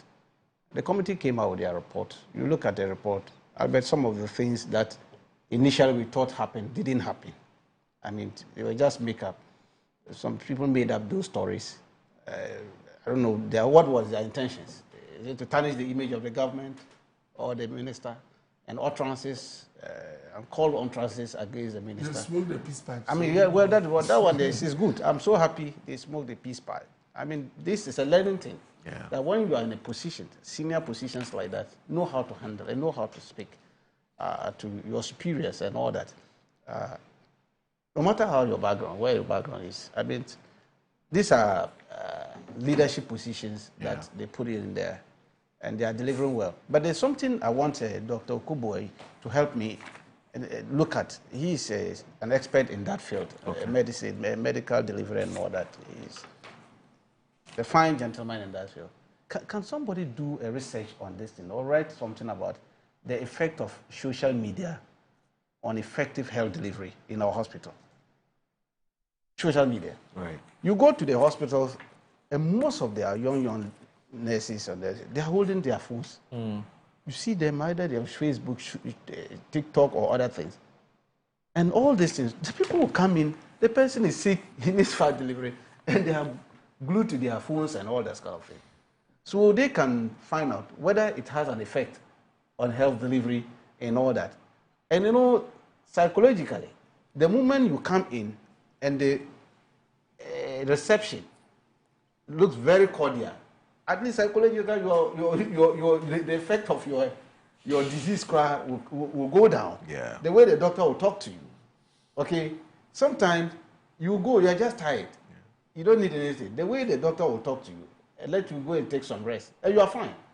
Another place, they will even increase your disease. Their behavior alone will increase the disease that you brought. If you don't take time, you even die from it. That's why they always pick people who advise people when they come HIV and all that. Yeah. To be seasoned, serious-minded people. Yeah. Who can counsel people. You will go and take some joker to sit there. A lot of people will die from just mental torture alone. Exactly. Okay. So these are the problems I'm talking about. The health sector, yes, the young minister is doing fantastic, trying to help them reset some of the things. I was asking him off air about this CCD scanning and all those kind of things. You hear it breaking down. You go here, it's broken down. MRI machines are not working. Meanwhile, government is importing and buying more. Yeah. What is happening? So all this is our mentality. I think we need serious orientation about these things. Both the patients and then the doctors. We need serious, so that they will get to understand the meaning. I'm told you have something tried, or what you call it tried, this thing. When people come to the emergency area, you look at those with the serious ones first before you look at those with the mild one. A patient doesn't know this. It's coming in. The man is sick. We are talking of your try this thing process. That's for you. Yeah. That's your jargon. Yeah. But find a nice way of handling them. And so that they will know that, yes, theirs too is serious. Only that this one, we need to attend to that one, emergency. Okay. So it's an issue that they should come in. They should be in the forefront. Some of us are illiterate in that field. We don't know much about it. But when we hear them speak, we want to learn something from them. What is so special about that area that they need us to understand them and then buy into their understanding of the processes. Okay. Because look, I respect them a lot, doctors. Apart from religious leaders, they are the next people I respect. Because, the religious leaders say next to them, is that not true? Okay. Okay, as for the doctors, they will keep us here before we go to the heaven. So, we want to see how best they keep us well. Okay. But let's support the minister. He's doing fantastic. The health minister is doing well. All right. Let's, I don't know how we're going to do this because you have just 6 minutes to end the show. And the two of you would have to do some magic and split it into 3 minutes each. But Prince Derek Eje has given me an assignment. He says I should find out from our viewers what he thinks about this. 1, Okoboy is looking even better in opposition. Tanko Computer is also looking better in government. What do the viewers think? So that's the job Prince Derek Eje has given me. I don't know how I'm going to do this, but viewers, what do you think? It's as a result of the grace of God. This is the power that GM has. Anyway, so CJ, and matters are rising. What are your thoughts? I think it's good to start with Tanko. For that He's one. written a very interesting article here. I've been reading it all morning. Yes. It's beautiful. He's looked beyond what has happened and how we should forestall such a thing from happening. Yes, please go ahead. I mean, it's this one, we have to thank the judiciary for supporting His Excellency John Dramani Mahama in this process. I mean, a lot of people were saying that they were stopping their own colleague, but they stood up to the text. In fact, they chaired the committee. One of their own chaired the committee. Yeah. They came up with their report. I mean, this is a victory for democracy. We have tested the Constitution before. And I remember in 2018, that was 2017, 2018, the same Article 146 was used to remove Madam Charlotte Osei and her 2 deputies, Electoral Commission. I mean, so this is not the first time the article has been tested before. I mean, this time round, the article has been used for the judiciary. And these are it's an arm of government that everybody respects. Because anytime there's a serious problem in the country, where the executive go down and then the legislature both go down, the judiciary still stand. That one there, it still functions. And so it's a body that everybody reveres and respects a lot. But that doesn't mean they are gods. Although we describe them as law lords. Yeah. But they are not gods. Right. They are also not above the law. Right. And that one, we should let people understand this, that they are not also above the law. Yeah. And this is not the first time judges of the Superior Court have been removed from office. You remember Anas Armia episode? Yeah. Some High Court judges went down the gallery. Is that not true? Yeah. Yes. They went down because there was certain misbehavior found out in the clips, and the report came out clearly. So they went down. This is not the first time. So it's a victory for democracy and then our justice system in the country.